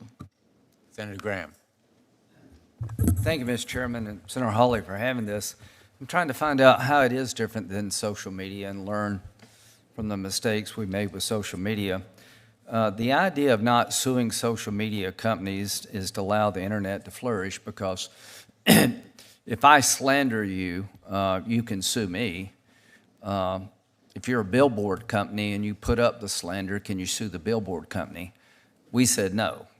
Basically, Section 230 is being used by social media companies to avoid liability for activity that other people generate. When they refuse to comply with their terms of use, a mother calls up the company and says, "This app is being used to bully my child to death. You promised in the terms of use you would prevent bullying." And she calls 3 times, she gets no response, the child kills herself, and they can't sue. Do you all agree we don't want to do that again? Yes. If I may speak for 1 second, there's a fundamental distinction between reproducing content and generating content. Yeah, but you would like liability where people are harmed. Absolutely. Yes, in fact, IBM has been publicly advocating to condition liability on a reasonable care standard. So let me just make sure I understand the law as it exists today. Mr. Altman, thank you for coming. Your company is not claiming that Section 230 applies to the tool you have created. Yeah, we're claiming we need to work together to find a totally new approach. I don't think Section 230 is even the right framework. Okay, so under the law it exists today, this tool you create, if I'm harmed by it, can I sue you? That is beyond my area of legal Have you expertise. ever been sued? Not for that, no. Have you ever been sued at all, your company? Yeah, OpenAI gets sued. Huh? Yeah, we've gotten sued before. Okay, and what for? I mean, they've mostly been like pretty frivolous things, like I think happens to any company. But like the examples my colleagues have given from artificial intelligence that could literally ruin our lives, can we go to the company that created that tool and sue them? Is that your understanding? Yeah, I think there needs to be clear responsibility by the companies. But you're not claiming any kind of legal protection like Section 230 applies to your industry. Is that correct? No, I don't think we're saying anything like that. Mr. Marcus, when it comes to consumers, there seems to be like 3 time-tested ways to protect consumers against any product. Statutory schemes, which are non-existent here. Legal systems, which may be here but not social media, and agencies. Go back to Senator Hawley. The atom bomb has put a cloud over humanity, but nuclear power could be one of the solutions to climate change. So what I'm trying to do is make sure that you just can't go build a nuclear power plant. Hey, Bob, what would you like to do today? Let's go build a nuclear power plant. You have a Nuclear Regulatory Commission that governs how you build a plant and is licensed. Do you agree, Mr. Altman, that these tools you're creating should be licensed? Yeah, we've been calling for this. We think any... That's the simplest way. You get a license, and do you agree with me that the simplest way and the most effective way is have an agency that is more nimble and smarter than Congress, which should be easy to create, overlooking what you do? Yes, we'd be enthusiastic about that. Do you agree with that, Mr. Marcus? Absolutely. Do you agree with that, Ms. Montgomery? I would have some nuances. I think we need to build on what we have in place already today. We don't have an agency Regulators. that's working. Wait a minute. Nope. We don't have an agency that regulates the technology. So should we have one? But a lot of the issues, I don't think so. A lot of the Okay, issues. wait a minute. So IBM says we don't need an agency. Interesting. Should we have a license required for these tools? So what we believe is that we need to That's a simple regulate. question. Should you get a license to produce one of these tools? I think it comes back to some of them potentially yes. So what I said at the onset is that we need to clearly define risks. Do you claim Section 230 applies in this area at all? We're not a platform company, and we've, again, long advocated for a reasonable care standard in Section 2. I just don't understand how you could say that you don't need an agency to deal with the most transformative technology maybe ever. Well, I think we have existing. Is this a transformative technology that can Yes, disrupt absolutely. life as we know it, good and bad? I think it's a transformative technology, certainly. And the conversations that we're having here today have been really bringing to light the fact that Yeah, this is- the domains and the issues. This one with you has been very enlightening to me. Mr. Altman, why are you so willing to have an agency? Senator, we've been clear about what we think the upsides are, and I think you can see from users how much they enjoy it and how much value they're getting out of it, but we've also been clear about what the downsides it's are, a and tool. so that's why we think we need an so- agency. So it's a major tool to be used by a lot It's of a people, major right? new technology. Okay, if We you think build, it'll be... yeah, if you make a ladder and the ladder doesn't work, you can sue the people that made the ladder, but there's some standards out there to make a ladder. So That's why Mr. we're agreeing with you. Yeah, that's right. I think you're on the right track. So here's what my 2 cents worth for the committee is that we need to empower an agency that issues a license and can take it away. Wouldn't that be some Yes. incentive to that do should it be- right if you could actually be taken out of business? Clearly, that should be part of what an agency can do. Now, And you also agree that China's doing AI research, is that right? Correct. This world organization that doesn't exist, maybe it will, but if you don't do something about the China part of it, you'll never quite get this right. Do you agree? Well, that's why I think it doesn't necessarily have to be a world organization, but there has to be some sort of, and there's a lot of options here, there has to be some sort of standard, some sort of set of controls Right, that do some have global kind of, effect. Because, other people are doing this. I got 15 seconds. Military application. How can AI change the warfare? And you got 1 minute. I got 1 minute? All right. That's a tough question for 1 minute. This is very far out of my area of expertise, but I'll give you one example, a drone.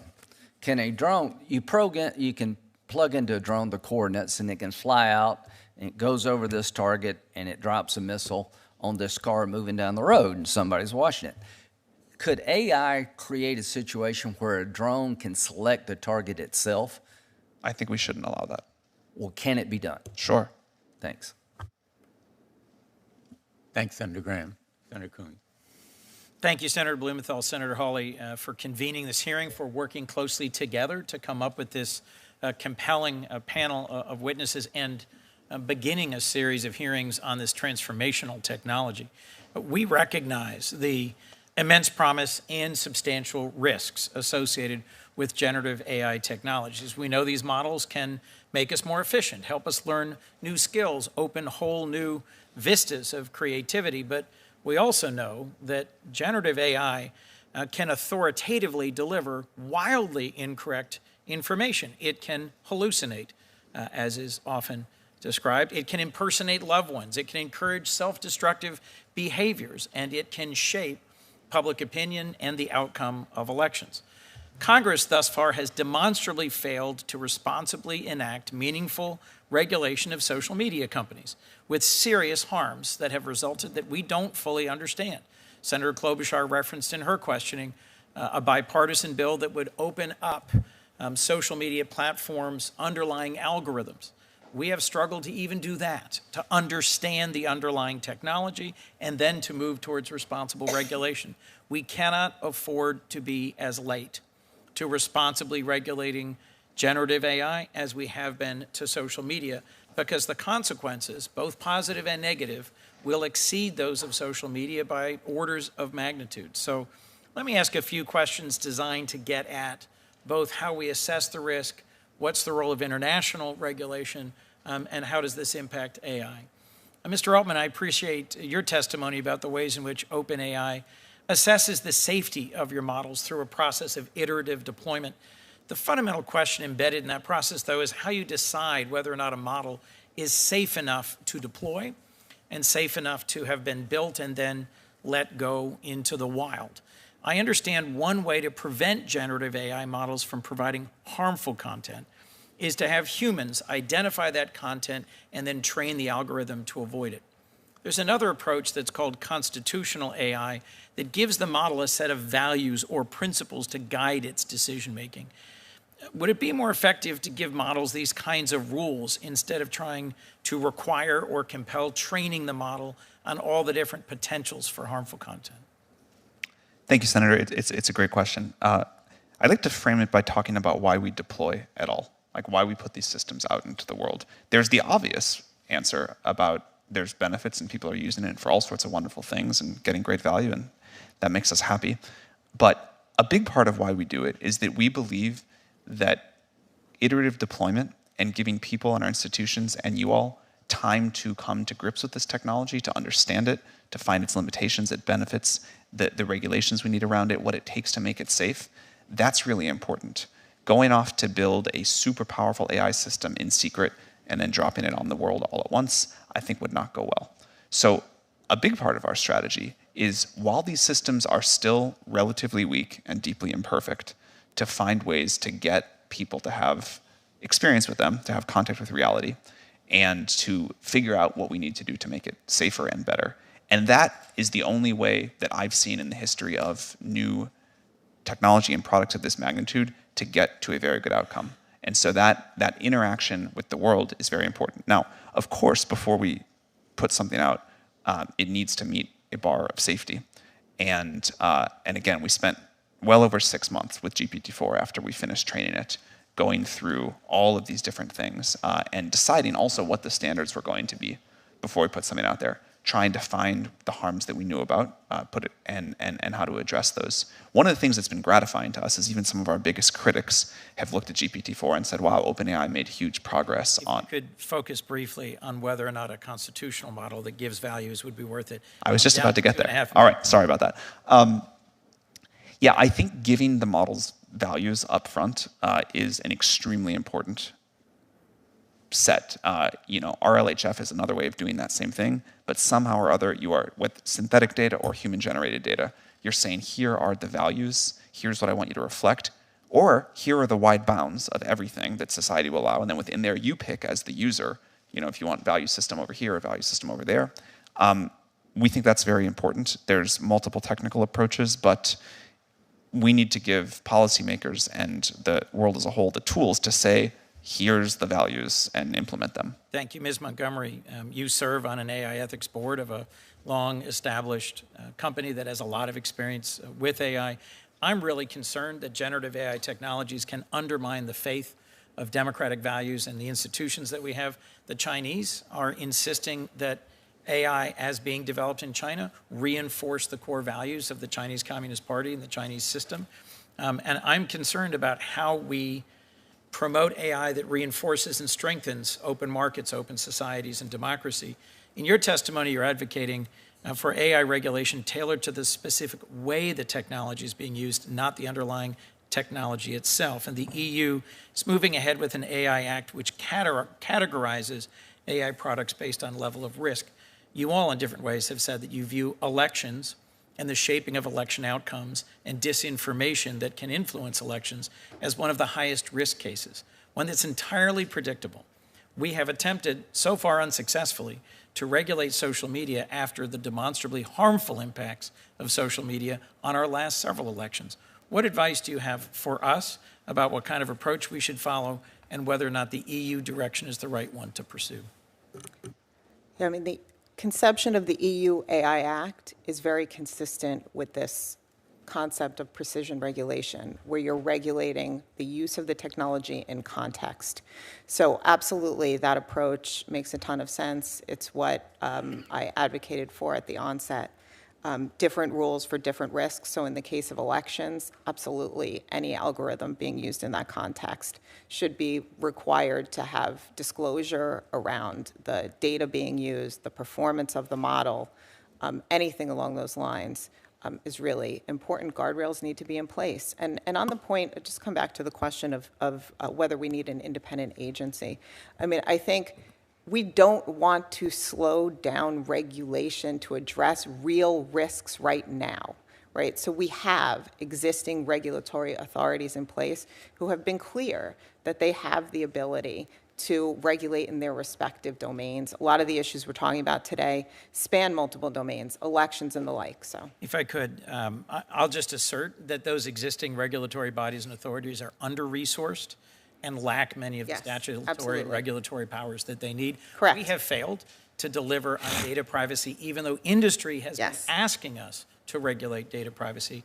If I might, Mr. Marcus, I'm interested also what international bodies are best positioned to convene multilateral discussions to promote responsible standards. We've talked about a model being CERN and nuclear energy. I'm concerned about proliferation and non-proliferation.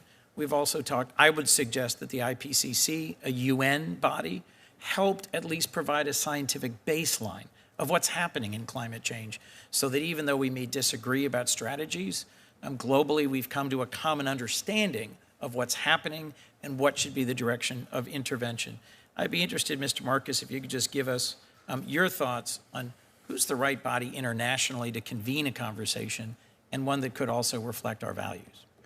I'm still feeling my way on that issue. I think global politics is not my specialty. I'm an AI researcher, but I have moved towards policy in recent months, really, because of my great concern about all of these risks. I think certainly the UN, UNESCO, and has its guidelines, should be involved and at the table, and maybe things work under them and maybe they don't, but they should have a strong voice and help to develop this. The OECD has also been thinking greatly about this. A number of organizations have internationally. I don't feel like I personally am qualified to say exactly what the right model is there. Well, thank you. I think we need to pursue this both at the national level and the international level.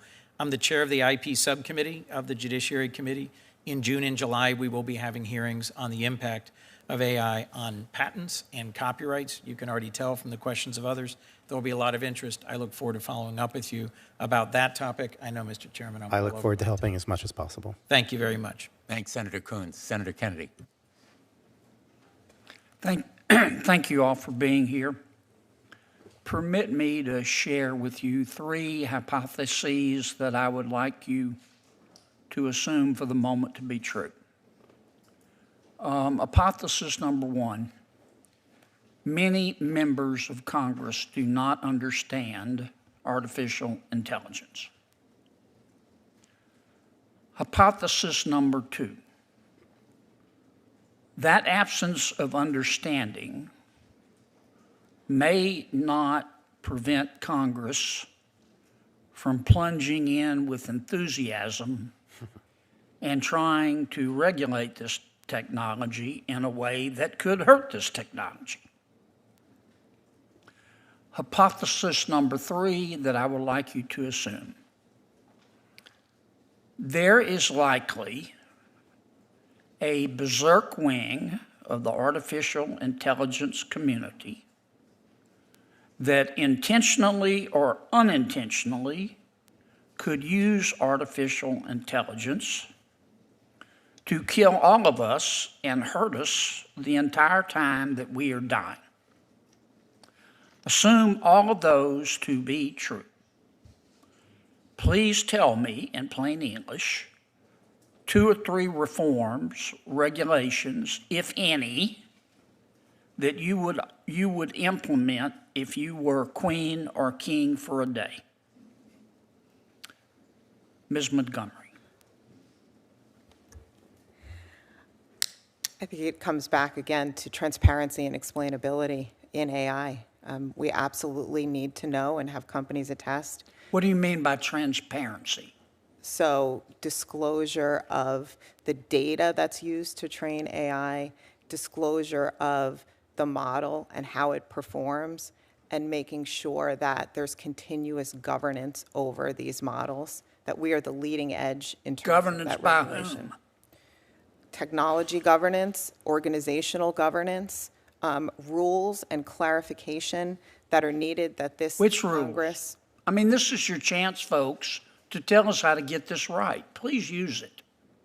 Right. I mean, I think, again, the rules should be focused on the use of AI in certain contexts. So if you look at, for example, Such as? So if you look at the EU AI Act, it has certain uses of AI that it says are just simply too dangerous and will be outlawed in the Okay, so we ought to first pass a law that says you can use AI for these uses but not others. Is that what you're saying? We need to define the highest risk uses Is of AI. there anything else? And then, of course, requiring things like impact assessments and transparency, requiring companies to show their work, protecting data that's used to train AI in the first place as well. All right. Professor Marcus, if you could be specific, this is your shot, man. Talk in plain English and tell me what, if any, rules we ought to implement. And No. please don't just use concepts. I'm looking for specificity. Number 1, a safety review like we use with the FDA prior to widespread deployment. If you're going to introduce something to 100 million people, somebody has to have their eyeballs on it. There you go. Okay, that's a good one. Number- Not sure I agree with it, but that's a good one. What else? You didn't ask for 3 that you would agree with. Number 2, a nimble monitoring agency to follow what's going on, not just pre-review, but also post as things are out there in the world, with authority to call things back, which we've discussed today. And number 3 would be funding geared towards things like AI constitution, AI that can reason about what it's doing. I would not leave things entirely to current technology, which I think is poor at behaving in ethical fashion and behaving in honest fashion. And so I would have funding to try to basically focus on AI safety research. That term has a lot of complications in my field. There's both safety, let's say, short-term and long-term, and I think we need to look at both. And rather than just funding models to be bigger, which is the popular thing to do, we need to fund models to be more trustworthy. Because I want to hear from Mr. Altman. Mr. Altman, here's your shot. Thank you, Senator. Number one, I would form a new agency that licenses any effort above a certain scale of capabilities and can take that license away and ensure compliance with safety standards. Number two, I would create a set of safety standards focused on what you said in your third hypothesis as the dangerous capability evaluations. One example that we've used in the past is looking to see if a model can self-replicate and self-exfiltrate into the wild. We can give your office a long other list of the things that we think are important there, but specific tests that a model has to pass before it can be deployed into the world. And then third, I would require independent audits. So not just from the company or the agency, but experts who can say the model is or isn't in compliance with these stated safety thresholds and these percentages of performance on question X or Y. Can you send me that information? We will do that. Would you be qualified to if we promulgated those rules, to administer those rules? I love my current job. Cool. Are there people out there that would be qualified? We'd be happy to send you recommendations for people out there, yes. Okay. You make a lot of money, do you? I'm paid enough for health insurance. I have no equity in OpenAI. Really? Yeah. That's interesting. You need a lawyer. I need a what? You need a lawyer or an agent. I'm doing this because I love it. Thank you, Mr. Chairman. Thanks, Senator Kennedy. Senator Hirono. Thank you, Mr. Chairman. Listening to all of you testifying, thank you very much for being here. Clearly, AI truly is a game-changing tool, and we need to get the regulation of this tool right, because my staff, for example, asked AI, it might have been GPT-4, it might have been, I don't know, one of the other entities, to create a song that my favorite band, BTS, a song that they would sing, somebody else's song, but neither of the artists were involved in creating what sounded like a really genuine song. So you can do a lot. We also asked, can there be a speech created talking about the Supreme Court decision in Dobbs and the chaos that it created using my voice, my kind of voice, and it created a speech that was really good. It almost made me think about, what do I need my staff for? So don't worry, that's not where we Nervous laughter behind you. Their jobs are safe. But there's so much that can be done. And one of the things that you mentioned, Mr. Altman, that intrigued me was you said GPT-4 can refuse harmful requests. So you must have put some thought into how your system, if I can call it that, can refuse harmful requests. What do you consider a harmful request? You can just keep it short. Yeah. I'll give a few examples. One would be about violent content. Okay. Another would be about content that's encouraging self-harm. Another is adult content. Not that we think adult content is inherently harmful, but there's things that could be associated with that we cannot reliably enough differentiate, so we refuse all of it. So those are some of the more obvious harmful kinds of information.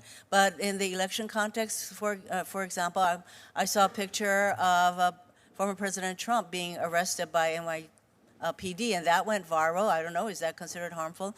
I've seen all kinds of statements attributed to any one of us that could be put out there that may not rise to your level of harmful content, but there you have it. So two of you said that we should have a licensing scheme. I can't envision or imagine right now what kind of a licensing scheme we would be able to create to pretty much regulate the vastness of this game-changing tool. So Are you thinking of an FTC kind of a system, an FCC kind of a system? What do the two of you even envision as a potential licensing scheme that would provide the kind of guardrails that we need to protect literally our country from harmful content? To touch on the first part of what you said, there are things besides, should this content be generated or not, that I think are also important. So that image that you mentioned was generated. I think it'd be a great policy to say generated images need to be made clear in all contexts that they were generated. And, then we still have the image out there, but we're at least requiring people to say this was a generated image. Okay, well, you don't need an entire licensing scheme in order to make that a reality. Where I think the licensing scheme comes in is not for what these models are capable of today, because as you pointed out, you don't need a new licensing agency to do that. But as we head, and this may take a long time, I'm not sure, as we head towards artificial general intelligence, and the impact that will have, and the power of that technology, I think we need to treat that as seriously as we treat other very powerful technologies, and that's where I personally think we need such a scheme. I agree, and that is why by the time we're talking about AGI, we're talking about major harms that can occur through the use of AGI. So, Professor Marcus, what kind of a regulatory scheme would you envision? And we can't just come up with something, that is going to be take care of the issues that will arise in the future, especially with AGI. So, what kind of a scheme would you contemplate? Well, first, if I can rewind just a moment, I think you really put your finger on the central scientific issue in terms of the challenges in building artificial intelligence. We don't know how to build a system that understands harm in the full breadth of its meaning. So what we do right now is we gather examples and we say, is this like the examples that we have labeled before? But that's not broad enough. And so I thought your questioning beautifully outlined the challenge that AI itself has to face in order to really deal with this. We want AI itself to understand harm, and that may require new technology. So I think that's very important. On this second part of your question, the model that I tend to gravitate towards, but I am not an expert here, is the FDA, at least as part of it, in terms of you have to make a safety case and say why the benefits outweigh the harms in order to get that license.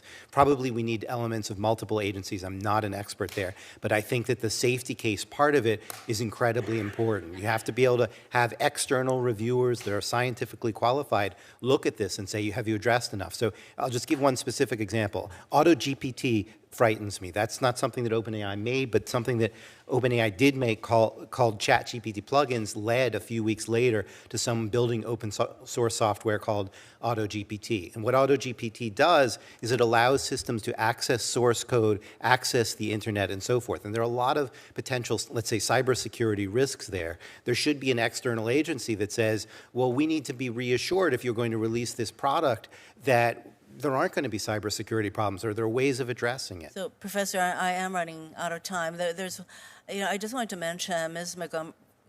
Montgomery, your model is a use model similar to what the EU has come up with, but the vastness of AI and the complexities involved, I think, would require more than looking at the use of it. I think that, based on what I'm hearing today, don't you think that we're probably going to need to do a heck of a lot more than to focus on what use it is being, AI is being used for. For example, you can ask AI to come up with a funny joke or something, but you can ask the same AI tool to generate something that is like an election fraud kind of a situation. So I don't know how you will make a determination based on where you're going with the use model, how to distinguish those kinds of uses of this tool.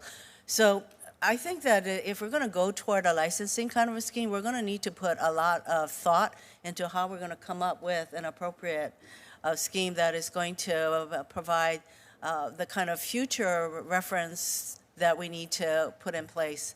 So I thank all of you for coming in and providing further food for thought. Thank you, Mr. Chairman. Thanks very much, Senator Hirono.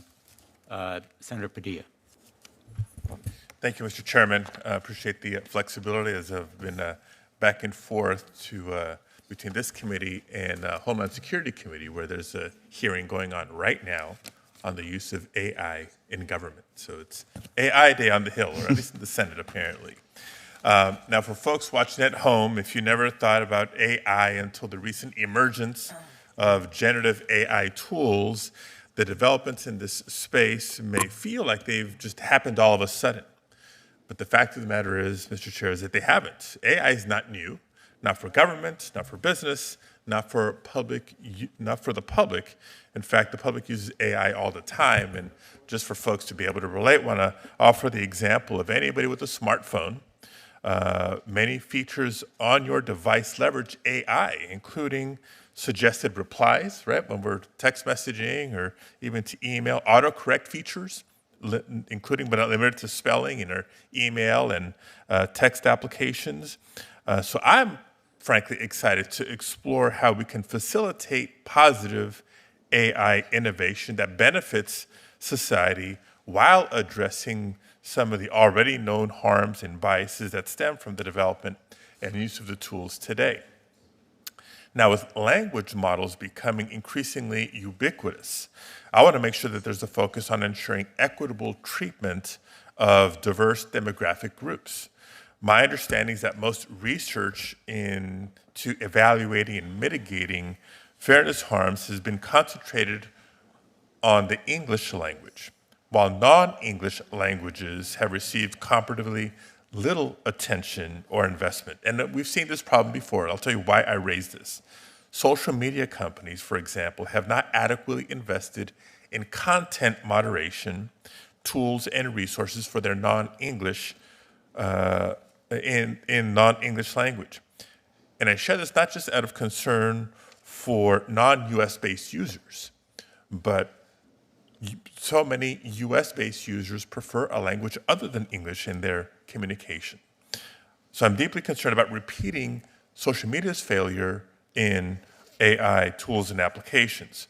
Question, Mr. Altman and Ms. Montgomery, how are OpenAI and IBM ensuring language and cultural inclusivity that they're in their large language models? And it's even an area of focus in the development of your products. So bias and equity in technology is a focus of ours and always has been. I think diversity in terms of the development of the tools, in terms of their deployment, so having diverse people that are actually training those tools, considering the downstream effects as well. We're also very cautious, very aware of the fact that we can't just be articulating and calling for these types of things without having the tools and the technology to test for bias and to apply governance across the life cycle of AI. So we were one of the first teams and companies to put toolkits on the market, deploy them, contribute them to open source that will do things like help to address, be the technical aspects in which we help to address issues like bias. Can you speak just for a second specifically to language inclusivity? Yeah, I mean, language, so we don't have a consumer platform, but we are very actively involved with ensuring that the technology we help to deploy and the large language models that we use in helping our clients to deploy technology is focused on and available in many languages. Thank you. Ms. Schultz. We think this is really important. One example is that we worked with the government of Iceland, which is a language with fewer speakers than many of the languages that are well represented on the internet, to ensure that their language was included in our model. And we've had many similar conversations, and I look forward to many similar partnerships with lower resource languages to get them into our models. GPT-4 is, unlike previous models of ours, which were good at English and not very good at other languages, now pretty good at a large number of languages. You can go pretty far down the list, ranked by number of speakers, and still get good performance. But for these very small languages, we're excited about custom partnerships to include that language into our model run. And the part of the question you asked about values and making sure that cultures are included, we're equally focused on that, excited to work with people who have particular data sets and to work to collect a representative set of values from around the world to draw these wide bounds of what the system can do. I also appreciate what you said about the benefits of these systems and wanting to make sure we get those to as wide of a group as possible. I think these systems will have lots of positive impact on a lot of people, but in particular, historically underrepresented groups in technology, people who have not had as much access to technology around the world. This technology seems like it can be a big lift up. Great. And I know my question was specific to language inclusivity, but glad there's agreement on the broader commitment to diversity and inclusion. And I'll just give a couple more reasons why I think it's so critical. You know, the largest actors in this space can afford the massive amount of data, the computing power, and they have the financial resources necessary to develop complex AI systems. But in this space, we haven't seen, from a workforce standpoint, the racial and gender diversity reflective of the United States of America. And we risk, if we're not thoughtful about it, contributing to the development of tools and approaches that only exacerbate the bias and inequities that exist in our society. So a lot of follow-up work to do there. In my time remaining, I do want to ask one more question. This committee and the public are right to pay attention to the emergence of generative AI. Now, this technology has a different opportunity and risk profile than other AI tools. And these applications have felt very tangible for the public due to the nature of the user interface and the outputs that they produce. But I don't think we should lose sight of the broader AI ecosystem as we consider AI's broader impact on society, as well as the design of appropriate safeguards. So, Ms. Montgomery, in your testimony, as you noted, AI is not new. Can you highlight some of the different applications that the public and policymakers should also keep in mind as we consider possible regulations? Yeah, I mean, I think the generative AI systems that are available today are creating new issues that need to be studied. New issues around the potential to generate content that could be extremely misleading, deceptive, and the like. So those issues absolutely need to be studied. But we shouldn't also ignore the fact that AI is a tool. It's been around for a long time. It has capabilities beyond just generative capabilities. And again, that's why I think going back to this approach where we're regulating AI where it's touching people and society is a really important way to address it. Thank you. Thank you, Mr. Chair. Thanks, Senator Padilla. Senator Booker is next, but I think he's going to defer to Senator Ossoff. Because Senator Ossoff is a very big deal. I don't know if you know. I have a meeting at noon, and I'm grateful to you, Senator Booker, for yielding your time. You are, as always, brilliant and handsome. And thank you to the panelists for joining us. Thank you to the subcommittee leadership for opening us up to all committee members. If we're going to contemplate a regulatory framework, we're going to have to define what it is that we're regulating. So, Mr. Altman, any such law will have to include a section that defines the scope of regulated activities, technologies, tools, products. Just take a stab at it. Yeah, thanks for asking, Senator Ossoff. I think it's super important. I think there are very different levels here, and I think it's important that any new approach, any new law does not stop the innovation from happening with smaller companies, open source models, researchers that are doing work at a smaller scale. That's a wonderful part of this ecosystem and of America, and we don't want to slow that down. There still may need to be some rules there, but I think we could draw a line at systems that need to be licensed in a very intense way. The easiest way to do it, I'm not sure if it's the best, but the easiest would be to talk about the amount of compute that goes into such a model.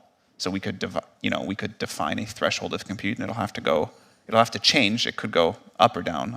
Down as we discover more efficient algorithms that says above this amount of compute, you are in this regime.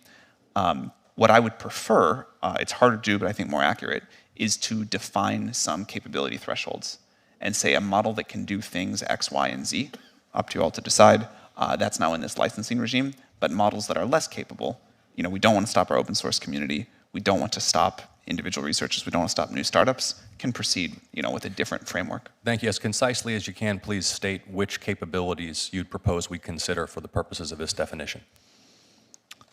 I would love, rather than to do that off the cuff, to follow up with your office with like a well, perhaps opine things. Opine, understanding that you're just responding and you're not making law. All right. In the spirit of just opining, I think a model that can persuade, manipulate, influence a person's behavior or a person's beliefs, that would be a good threshold.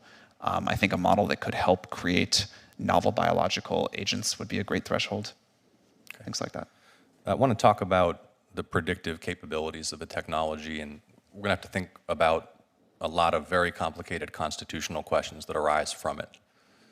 With massive data sets, the integrity and accuracy with which such technology can predict future human behavior is potentially pretty significant at the individual level, correct? I think we don't know the answer to that for sure, but let's say it can at least have some impact there.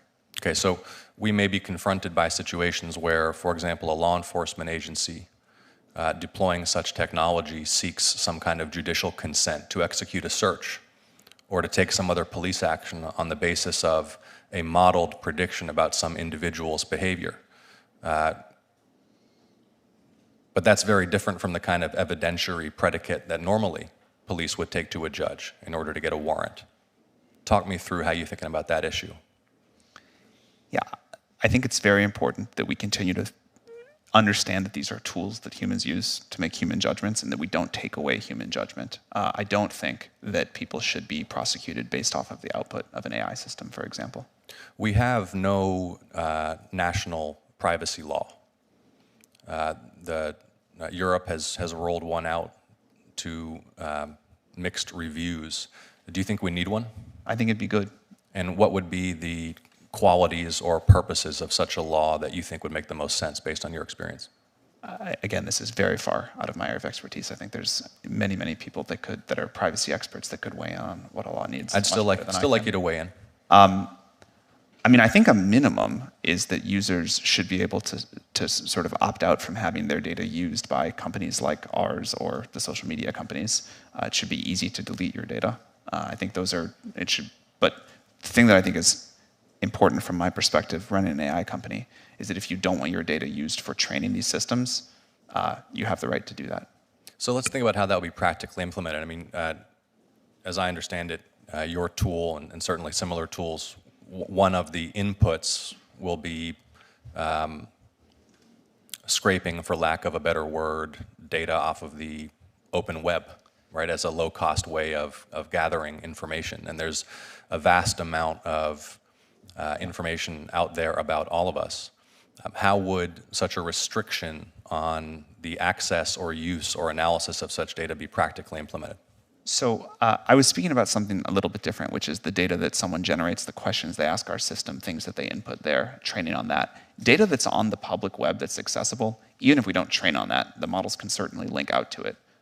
So that was not what I was referring to. I think that there's ways to have your data, or there should be more ways to have your data taken down from the public web, but certainly models with web browsing capabilities will be able to search the web and link out to it.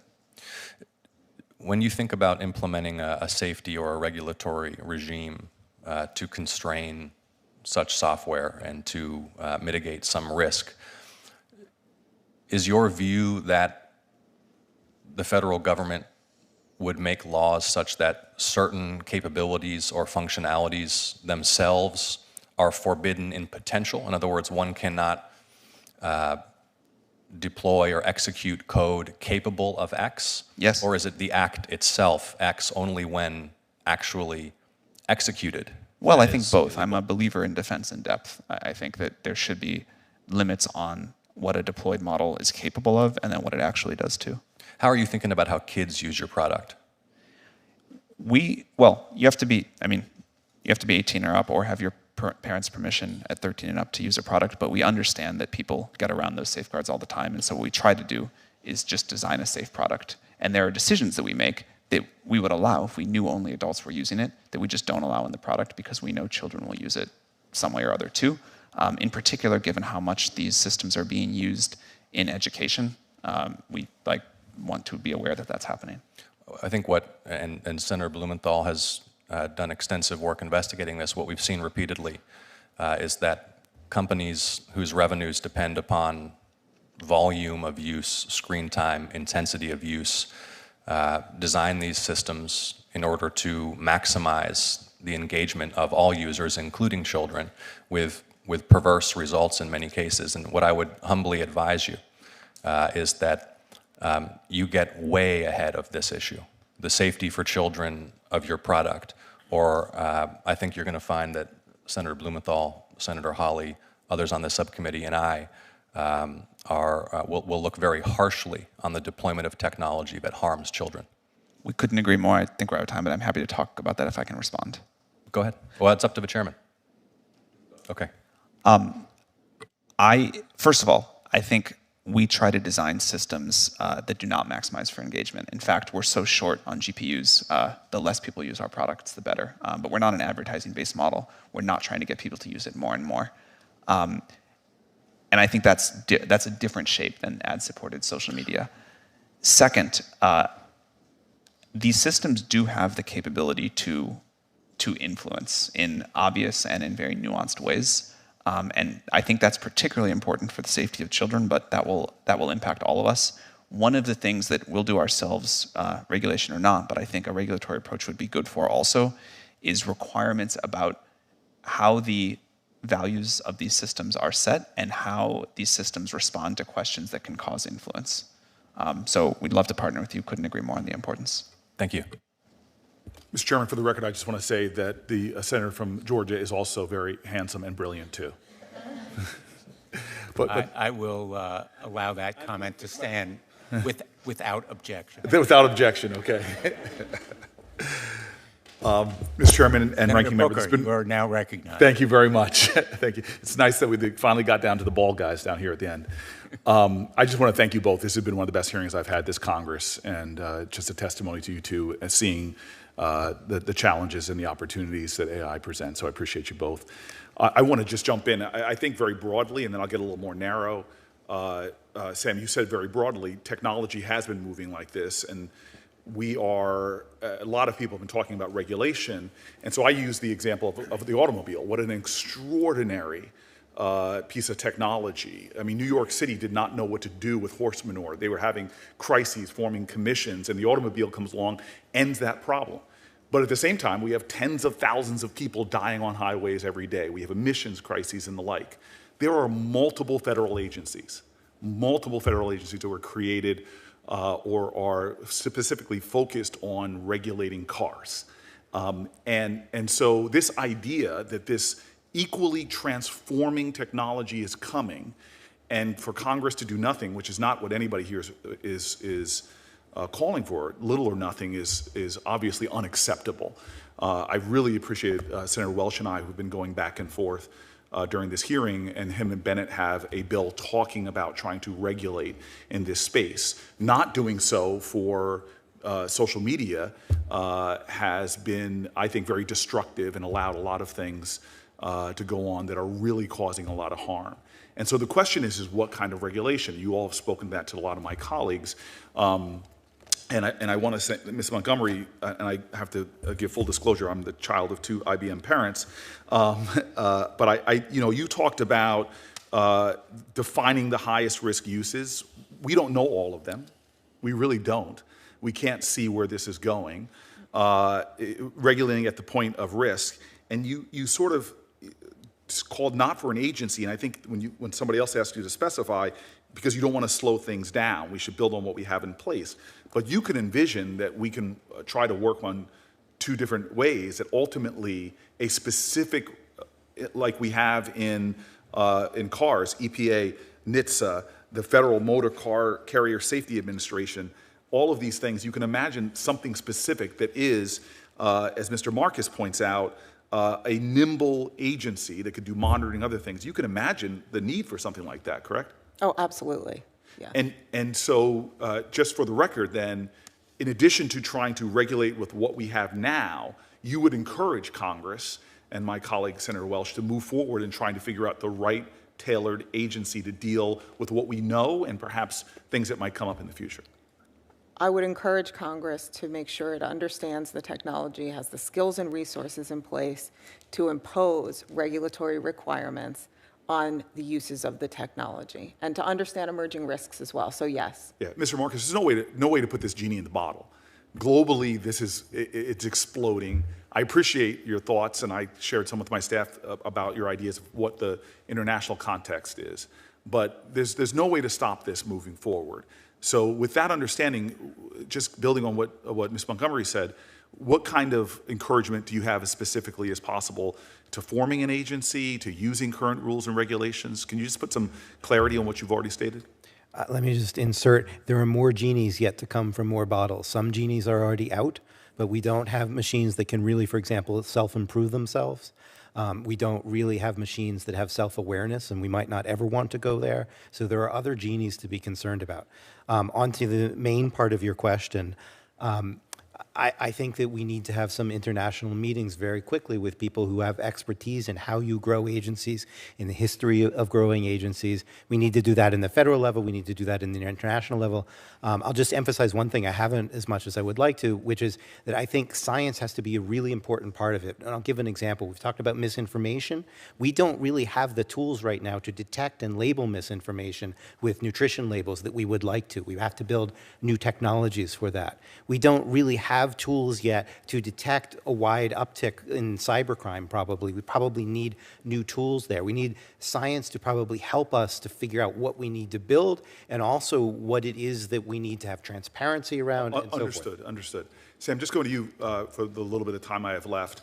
Real quick, first of all, you're a bit of a unicorn. When I sat down with you first, could you explain why nonprofit? In other words, you're not looking necessarily, and you've even capped the VC people. Just really quickly, I want folks to understand that. We started as a nonprofit, really focused on how this technology was going to be built. At the time, it was very outside the Overton window that something like AGI was even possible. That's shifted a lot. We didn't know at the time how important scale was going to be, but we did know that we wanted to build this with humanity's best interest at heart, and a belief that this technology could, if it goes the way we want, if we can do some of those things Professor Marcus mentioned, really deeply transform the world. And we wanted to be as much of a force for getting to a positive vision. I'm going to interrupt you. I think that's all good. I hope more of that gets out on the record. The second part of my question as well, I found it fascinating. But are you ever going to, for a revenue model, for return on your investors, are you ever going to do ads or something like that? I wouldn't say never. I don't think, I think there may be people that we want to offer services to and there's no other model that works, but I really like having a subscription-based model. We have API developers pay us and we have ChatGPT. Okay, can I jump to then can I just jump real quickly? One of my biggest concerns about this space is what I've already seen in the space of Web 2, Web 3, is this massive corporate concentration. It is really terrifying to see how few companies now control and affect the lives of so many of us, and these companies are getting bigger and more powerful. And I see, OpenAI backed by Microsoft, Anthropic is backed by Google. Google has its own in-house product, Bar. So I'm really worried about that. And I'm wondering if Sam, you can give me a quick acknowledgement. Are you worried about the corporate concentration in this space and what effect it might have and the associated risks, perhaps, with market concentration in AI? And then, Mr. Marcus, can you answer that as well? I think there will be many people that develop models. What's happening now in the open source community is amazing, but there will be a relatively small number of providers that can make models at the true leading edge. Is there danger in that? I think there is benefits and danger to that. As we were talking about all of the dangers with AI, the fewer of us that you really have to keep a careful eye on the absolute bleeding edge of capabilities, there's benefits there. But I think there needs to be enough, and there will, because there's so much value, that consumers have choice, that we have different ideas. Mr. Marcus, real quick.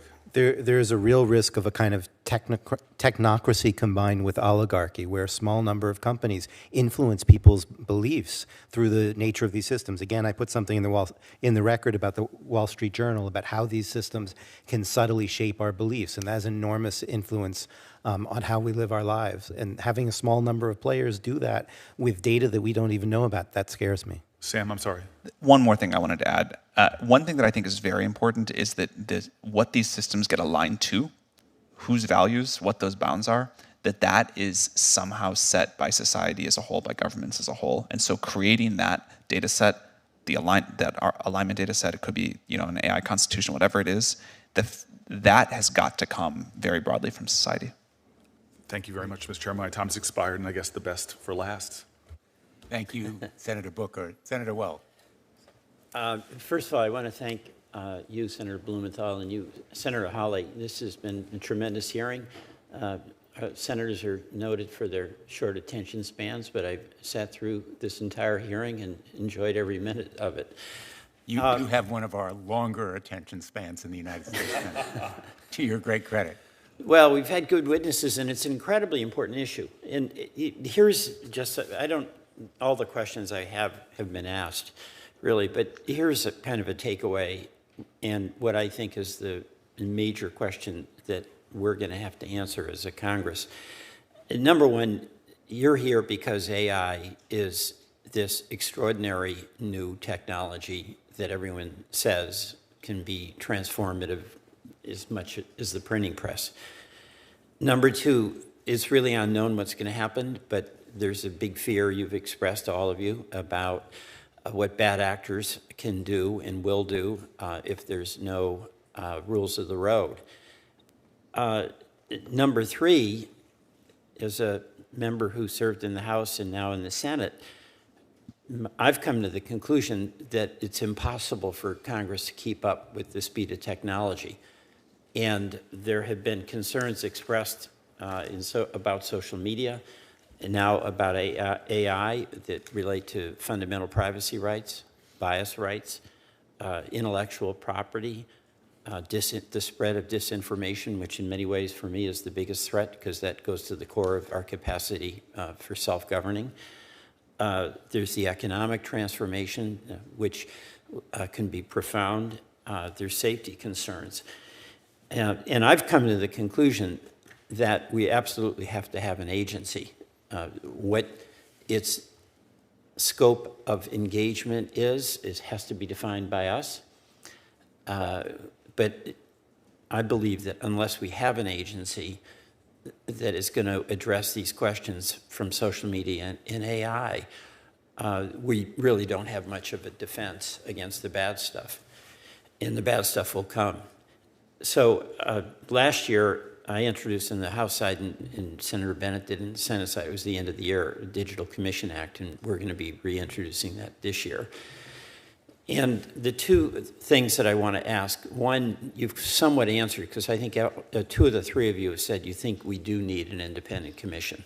You know, and Congress established an independent commission when railroads were running rampant over the interest of farmers, when Wall Street had no rules of the road, and we had the SEC. And I think we're at that point now. But what the commission does would have to be defined and circumscribed. But also, there's always a question about the use of regulatory authority and the recognition that it can be used for good. J.D. Vance actually mentioned that when we were considering his and Senator Brown's bill about railroads in that event in East Palestine, regulation for the public health. But there's also a legitimate concern about regulation getting in the way of things, being too cumbersome, and being a negative influence. So, two of the three of you have said you think we do need an agency. What are some of the perils of an agency that we would have to be mindful of in order to make certain that its goals of protecting many of those interests I just mentioned, privacy, bias, intellectual property, disinformation, would be the winners and not the losers? And I'll start with you, Mr. Altman. Thank you, Senator. One, I think America has got to continue to lead. This happened in America. I'm very proud that it happened in America. By the way, I think that's right, and that's why I'd be much more confident if we had our agency as opposed to got involved in international discussions. Ultimately, you want the rules of the road, but I think if we lead and get rules of the road that work for us, that is probably a more effective way to proceed. I personally believe there's a way to do both, and I think it is important to have the global view on this because this technology will impact Americans and all of us wherever it's developed. But I think we want America to lead. We want. So get to the perils issue, though, because I know. Well, that's one. I mean, that is a peril, which is you slow down American industry in such a way that China or somebody else makes faster progress. A second, and I think this can happen with, like, the regulatory pressure should be on us. It should be on Google. It should be on the other small set of people in the lead the most. We don't want to slow down smaller startups. We don't want to slow down open source efforts. We still need them to comply with things. You can still cause great harm with a smaller model, but leaving the room and the space for new ideas and new companies and independent researchers to do their work, and not putting a regulatory burden that, say, a company like us could handle, but a smaller one couldn't. I think that's another peril, and it's clearly a way that regulation has gone. Okay. Mr. Marcus, or Professor Marcus? The other obvious peril is regulatory capture. If we make it appear as if we are doing something, but it's more like greenwashing and nothing really happens, we just keep out the little players because we put so much burden that only the big players can do it. So there are also those kinds of perils. I fully agree with everything that Mr. Altman said, and I would add that to the list. Okay. Ms. Montgomery? One of the things I would add to the list is the risk of not holding companies accountable for the harms that they're causing today. Right, so we talk about misinformation in electoral systems. So no agency Section or no 230 agency, kind of flavor here. we need to hold companies responsible today and accountable for AI that they're deploying that disseminates misinformation on things like elections and where the risk. You know, a regulatory agency would do a lot of the things that Senator Graham was talking about. You know, you don't build a nuclear reactor without getting a license. You don't build an AI system without getting a license that gets tested independently. I think it's a great analogy. Right. We need both pre-deployment and post-deployment. Okay. Thank you all very much. I yield back, Mr. Chairman. Thanks, Senator Wells. Let me ask a few more questions. You've all been very, very patient, and the turnout today, which is beyond our subcommittee, I think reflects both your value in what you're contributing as well as the interest in this topic. There are a number of subjects that we haven't covered at all. One was just alluded to by Professor Marcus, which is the monopolization danger, the dominance of markets that excludes new competition and thereby inhibits or prevents innovation and invention, which we have seen in social media, as well as some of the old industries, airlines, automobiles, and others where consolidation has narrowed competition. And so I think we need to focus on kind of an old area of antitrust, which dates more than a century, still inadequate to deal with the challenges we have right now in our economy. And certainly we need to be mindful of the way that rules can enable the big guys to get bigger and exclude innovation and competition, and responsible good guys, such as are represented in this industry right now. We haven't dealt with national security. There are huge implications for national security. I will tell you, as a member of the Armed Services Committee, classified briefings on this issue have abounded, and the threats that are posed by some of our adversaries. China has been mentioned here, but the sources of threats to this nation in this space are very real and urgent. We're not going to deal with them today, but we do need to deal with them, and we will, hopefully, in this committee. And then on the issue of a new agency, you know, I've been doing this stuff for a while. I was Attorney General of Connecticut for 20 years. I was a federal prosecutor, the U.S. Attorney. Most of my career has been in enforcement. And I will tell you something, you can create 10 new agencies, but if you don't give them the resources, and I'm talking not just about dollars, I'm talking about scientific expertise, you guys will run circles around them. And it isn't just the models or the generative AI that will run circles around them, but it is the scientists in your companies. For every success story in government regulation, you can think of 5 failures. That's true of the FDA, it's true of the IAEA, it's true of the SEC, it's true of the whole alphabet list of government agencies. And I hope our experience here will be different, but the Pandora's box requires more than just the words or the concepts, licensing, new agency. There's some real hard decision-making, as Ms. Montgomery has alluded to, about how to frame the rules to fit the risks. First, do no harm. Make it effective. Make it enforceable. Make it real. I think we need to grapple with the hard questions here that, frankly, this initial hearing, I think, has raised very successfully, but not answered. And I thank our colleagues who have participated and made these very creative suggestions.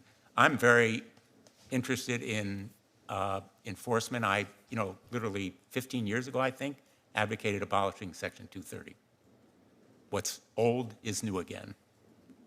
Now people are talking about abolishing Section 230. Back then it was considered completely unrealistic. But enforcement really does matter. I want to ask Mr. Altman, because of the privacy issue, and you've suggested that you have an interest in protecting the privacy of the data that may come to you or be available. What specific steps do you take to protect privacy? One is that we don't train on any data submitted to our API. So if you're a business customer of ours and submit data, we don't train on it at all. We do retain it for 30 days solely for the purpose of trust and safety enforcement, but that's different than training on it. If you use ChatGPT, you can opt out of us training on your data. You can also delete your conversation history or your whole account. Ms. Montgomery, I know you don't deal directly with consumers, but do you take steps to protect privacy as well? Absolutely. And we even filter our large language models for content that includes personal information that may have been pulled from public data sets as well. So we apply additional level of filtering. Professor Marcus, you made reference to self-awareness, self-learning. Already we're talking about the potential for jailbreaks. How soon do you think that new kind of generative AI will be usable, will be practical? New AI that is self-aware and so forth? Yes. I mean, I have no idea on that one. I think we don't really understand what self-awareness is, and so it's hard to put a date on it. In terms of self-improvement, there's some modest self-improvement in current systems, but one could imagine a lot more, and that could happen in 2 years. It could happen in 20 years. The basic paradigms that haven't been invented yet. Some of them we might want to discourage, but it's a bit hard to put timelines on them. And just going back to enforcement for 1 second, one thing that is absolutely paramount, I think, is far greater transparency about what the models are and what the data are. That doesn't necessarily mean everybody in the general public has to know exactly what's in one of these systems, but I think it means that there needs to be some enforcement arm that can look at these systems, can look at the data, can perform tests and so forth. Let me ask you, all of you, I think there has been a reference to elections and banning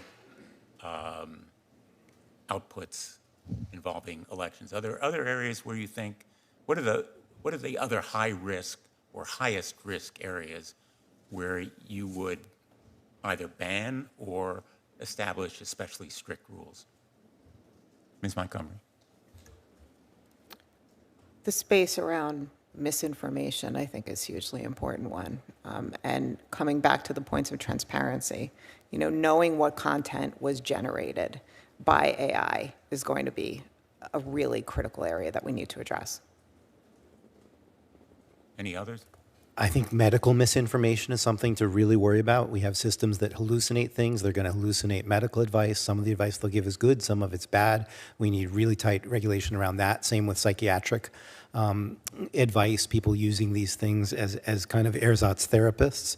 I think we need to be very concerned about that. I think we need to be concerned about internet access for these tools when they can start making requests, both of people and internet things. It's probably okay if they just do search, but as they do more intrusive things on the internet, like do we want them to be able to order equipment or order chemistry and so forth? So as they as we empower these systems more by giving them internet access, I think we need to be concerned about that. And then we've hardly talked at all about long-term risks. Sam alluded to it briefly. I don't think that's where we are right now, but as we start to approach machines that have a larger footprint on the world beyond just having a conversation, we need to worry about that and think about how we're going to regulate that and monitor it and so forth. In a sense, we've been talking about bad guys or certain bad actors manipulating AI to do harm. Manipulating people. And manipulating people, but also generative AI can manipulate the manipulators. It can. I mean, there's many layers of manipulation that are possible, and I think we don't yet really understand the consequences. Dan Dennett just sent me a manuscript last night that will be in the Atlantic in a few days on what he calls counterfeit people. It's a wonderful metaphor. These systems are almost like counterfeit people, and we don't really honestly understand what the consequence of that is. They're not perfectly human-like yet, but they're good enough to fool a lot of the people a lot of the time, and that introduces lots of problems, for example, cybercrime and how people might try to manipulate markets and so forth. So it's a serious concern. In my opening, I suggested 3 principles: transparency, accountability, and limits on use. Would you agree that those are a good starting point? Ms. Montgomery? 100%. And as you also mentioned, industry shouldn't wait for Congress. That's what we're doing here at IBM. There's no reason that industry Absolutely. should wait for Congress. Yep. Professor Marcus? I think those 3 would be a great start. I mean, there are things like the White House Bill of Rights, for example, that show, I think, a large consensus, the UNESCO guidelines and so forth, show a large consensus around what it is we need. And the real question is definitely now, how are we going to put some teeth in it, try to make these things actually enforce? So, for example, we don't have transparency yet. We all know we want it, but we're not doing enough to enforce it. Mr. Altman? I certainly agree that those are important points. I would add that, and Professor Marcus touched on this, I would add that as we spent most of the time today on current risks, and I think that's appropriate, and I'm very glad we have done it, as these systems do become more capable, and I'm not sure how far away that is, but maybe not super far, I think it's important that we also spend time talking about how we're going to confront those challenges. Having talked to you privately, You know how much I care.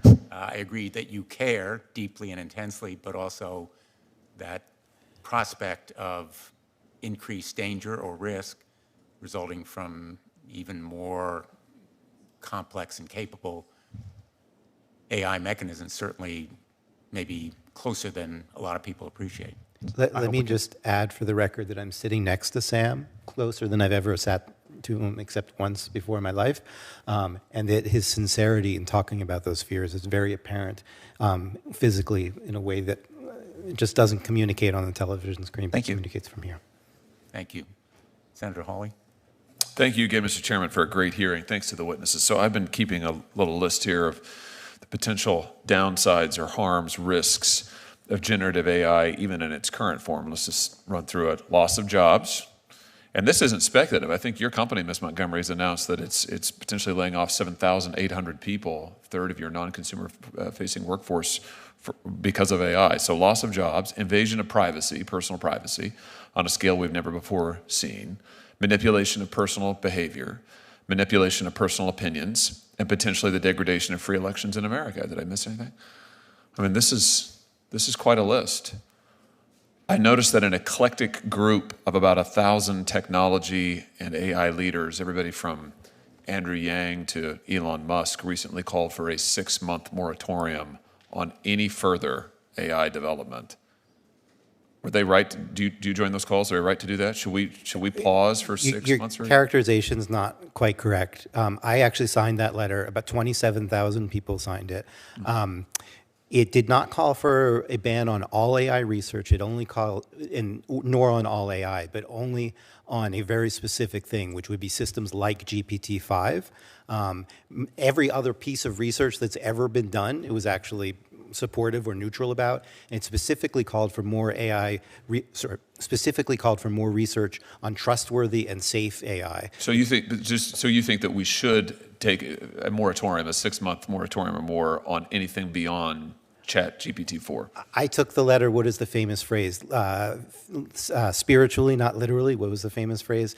Well, I'm asking for your opinion now, though. So do you endorse my the 6-month opinion is moratorium? that the moratorium that we should focus on is actually deployment until we have good safety cases. I don't know that we need to pause that particular project, but I do think its emphasis on focusing more on AI safety, on trustworthy, reliable AI, is exactly right. Deployment means not making it available to the public? Yeah, so, You'd pause that? my concern is about things that are deployed at a scale of, let's say, 100 million people without any external review. I think that we should think very carefully about doing that. What about you, Mr. Altman? Do you agree with that? Would you pause any further development for 6 months or longer? So first of all, after we finished training GPT-4, we waited more than 6 months to deploy it. We are not currently training what will be GPT-5. We don't have plans to do it in the next 6 months. But I think the frame of the letter is wrong. What matters is audits, red teaming, safety standards that a model needs to pass before training. If we pause for 6 months, then I'm not sure what we do then. Do we pause for another 6? Do we kind of come up with some rules then?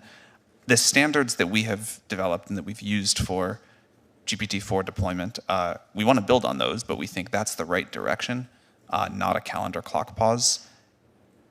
There may be times, I expect there will be times, when we find something that we don't understand and we really do need to take a pause, but we don't see that yet.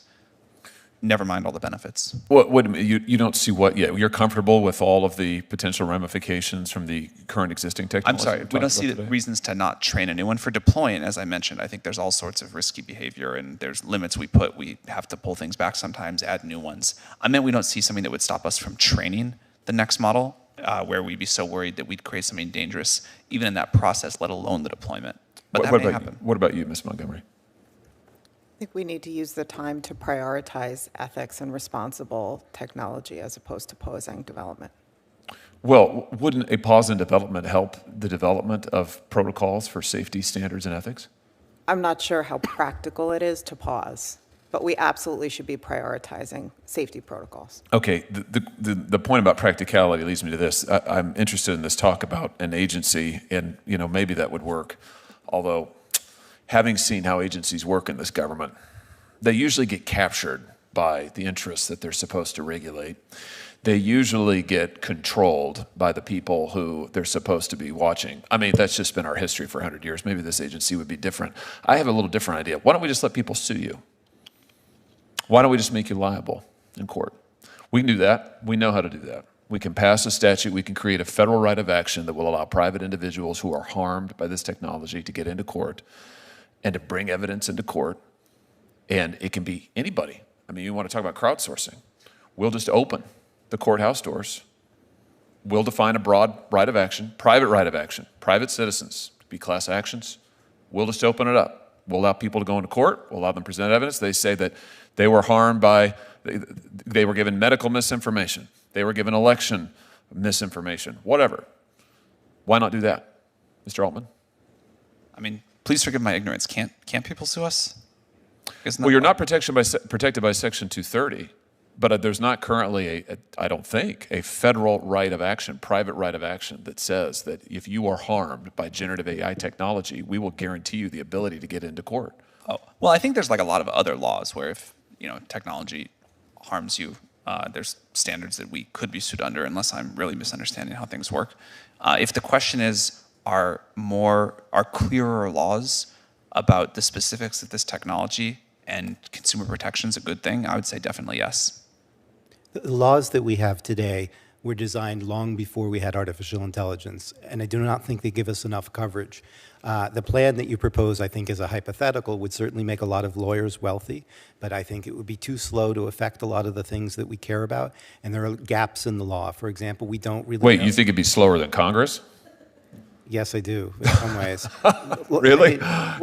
Litigation can take a decade or more. Oh, but the threat of litigation is a powerful tool. I mean, how would IBM like to be sued for $100 billion? I'm in no way asking to take litigation off the table among the tools, but I think, for example, if I can continue, there are areas like copyright where we don't really have laws. We don't really have a way of thinking about wholesale misinformation as opposed to individual pieces of it, where say a foreign actor might make billions of pieces of misinformation, or a local actor. We have some laws around market manipulation we could apply, but we get in a lot of situations where we don't really know which laws apply. There would be loopholes. The system is really not thought through. In fact, we don't even know that 230 does or does not apply here, as far as I know. I think that that's something a lot of people speculated about this afternoon, but it's not solid. Well, we could fix that. Well, the question is how.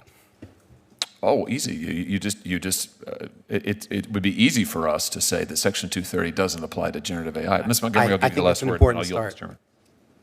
You on the point of- suggested, Ms. Montgomery, a duty of care, which I think fits the idea of a private right of action. No, that's exactly right. And also, AI is not a shield, right? So if a company discriminates in granting credit, for example, or in the hiring process, by virtue of the fact that they relied too significantly on an AI tool, they're responsible for that today, regardless of whether they used a tool or a human to make that decision.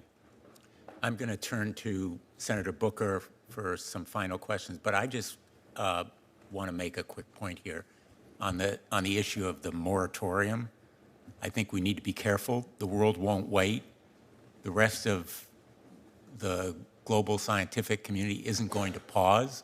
We have adversaries that are moving ahead, and sticking our head in the sand is not the answer. Safeguards and protections, yes, but a flat stop sign, sticking our head in the sand, I would be very, very worried about. Without militating for any sort of pause, I would just again emphasize there is a difference between research, which surely we need to do to keep pace with our foreign rivals, and deployment at really massive scale. You could deploy things at the scale of 1 million people or 10 million people, but not 100 million people or 1 billion people. And if there are risks, you might find them out sooner and be able to close the barn doors before the horses leave rather than after. Senator Booker. Yeah, there will be no pause. I mean, there's no enforcement body to force a pause. It's just not going to happen. It's nice to call for it for any just reasons or whatsoever, but forgive me for sounding skeptical. Nobody's pausing. This thing is racing. I would agree. I don't think it's a realistic thing in the world. The reason I personally signed the letter was to call attention to how serious the problems were and to emphasize spending more of our efforts on trustworthy and safe AI rather than just making a bigger version of something we already know to be unreliable. Yeah. So I'm a futurist. I love exciting about the future, and I guess there's a famous question, if you couldn't control for your race, your gender, where you would land on the planet Earth, or what time in humanity would you want to be born? Everyone would say right now. It's still the best time to be alive because of technology, innovation, and everything. And I'm excited about what the future holds. But the destructiveness that I've also seen as a person that's seen the transformative technologies of a lot of the technologies of the last 25 years is what really concerns me. And one of the things, especially with companies that are designed to want to keep my attention on screens, and I'm not just talking about new media, 24-hour cable news is a great example of people that want to keep your eyes on screens. I have a lot of concerns about the corporate intention. And Sam, this is again why I find your story so fascinating to me, and your values that I believe in from our conversations so compelling to me. But absent that, I really want to just explore what happens when these companies that are already controlling so much of our lives. A lot has been written about the FANG companies. What happens when they are the ones that are dominating this technology as they did before? So Professor Marcus, does that have any concern, the role that corporate power, corporate concentration has in this realm, that a few companies might control this whole area? I radically changed the shape of my own life in the last few months, and it was because of what happened with Microsoft releasing Sydney, and it didn't go the way I thought it would. In one way it did, which is I anticipated the hallucinations. I wrote an essay, which I have in the appendix, What to Expect When You're Expecting GPT-4, and I said that it would still be a good tool for misinformation, that it would still have trouble with physical reasoning, psychological reasoning, that it would hallucinate. And then along came Sydney, and the initial press reports were quite favorable. And then there was the famous article by Kevin Roose in which it recommended he get a divorce. And I had seen Tay and I had seen Galactica from Meta, and those had been pulled after they had problems. And Sydney clearly had problems. What I would have done, had I run Microsoft, which clearly I do not, would have been to temporarily withdraw it from the market. And they didn't. And that was a wake-up call to me and a reminder that even if you have a company like OpenAI that is a nonprofit, and Sam's values, I think, have come clear today, other people can buy those companies and do what they like with them. And maybe we have a stable set of actors now, but the amount of power that these systems have to shape our views and our lives is really, really significant. And that doesn't even get into the risks that someone might repurpose them deliberately for all kinds of bad purposes. And so in the middle of February, I stopped writing much about technical issues in AI, which is most of what I've written about for the last decade, and said, I need to work on policy. This is frightening. And Sam, I want to give you an opportunity as my sort of last question or so. Don't you have concerns about? I mean, I graduated from Stanford. I know so many of the players in the Valley, from VC folks, angel folks, to a lot of founders of companies that we all know. Do you have some concern about a few players with extraordinary resources and power to influence Washington? I mean, I see us. I'm a big believer in the free market, but the reason why I walk into a bodega and a Twinkie is cheaper than an apple, or a Happy Meal costs less than a bucket of salad, is because of the way the government tips the scales to pick winners and losers. So the free market is not what it should be when you have large corporate power that can even influence the game here. Do you have some concerns about that in this next era of technological innovation? Yeah, I mean, again, that's so much of why we started OpenAI. We have huge concerns about that. I think it's important to democratize the inputs to these systems, the values that we're going to align to. And I think it's also important to give people wide use of these tools. When we started the API strategy, which is a big part of how we make our systems available for anyone to use, there was a huge amount of skepticism over that, and it does come with challenges, that's for sure. But we think putting this in the hands of a lot of people and not in the hands of a few companies is really quite important. And we are seeing the resultant innovation boom from that. But it is absolutely true that the number of companies that can train the true frontier models is going to be small just because of the resources required. And so I think there needs to be incredible scrutiny on us and our competitors. I think there is a rich and exciting industry happening of incredibly good research and new startups that are not just using our models, but creating their own. And I think it's important to make sure that whatever regulatory stuff happens, whatever new agencies may or may not happen, we preserve that fire, because that's critical. I'm a big believer in the democratizing potential of technology, but I've seen the promise of that fail time and time again, where people said, oh, this is going to have a big democratizing force. My team works on a lot of issues about the reinforcing of bias through algorithms, the failure to advertise certain opportunities in certain zip codes. But you seem to be saying, and I heard this with Web3, that this is going to be DeFi, decentralized finance, all these things are going to happen. But this seems to me not even to offer that promise, because the people who are designing these, it takes so much power, energy, resources. Are you saying that that my dreams of technology further democratizing opportunity and more are possible within a technology that is ultimately, I think, going to be very centralized to a few players who already control so much? So this point that I made about use of the model and building on top of it, this is really a new platform, right? It is definitely important to talk about who's going to create the models. I want to do that. I also think it's really important to decide to whose values we're going to align these models. But in terms of using the models, the people that build on top of the OpenAI API do incredible things. And it's, people frequently comment like, I can't believe you get this much technology for this little money. And so the companies people are building, putting AI everywhere, using our API, which does let us put safeguards in place, I think that's quite exciting. And I think that is how it is being democratized, not how it's going to be, but how it is being democratized right now.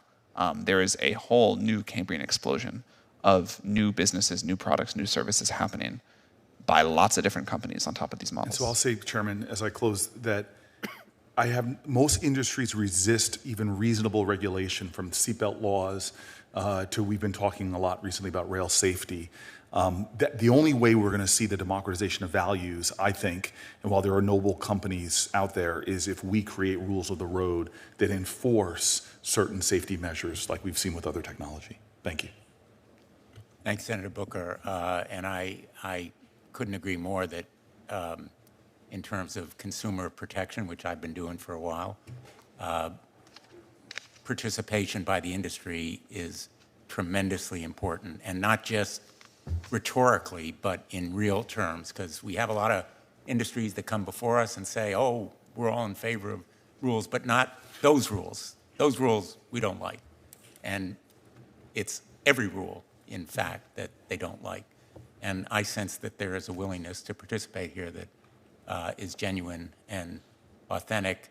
I thought about asking ChatGPT to do a new version of "Don't Stop Thinking About Tomorrow," because that's what we need to be doing here. And as Senator Hawley has pointed out, Congress doesn't always move at the pace of technology, and that may be a reason why we need a new agency, but we also need to recognize the rest of the world is going to be moving as well. And you've been enormously helpful in focusing us and illuminating some of these questions, and performed a great service by being here today. So thank you to every one of our witnesses. And I'm going to close the hearing, leave the record open for 1 week.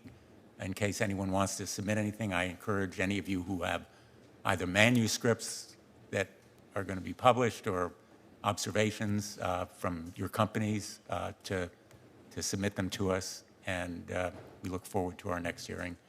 This one is closed.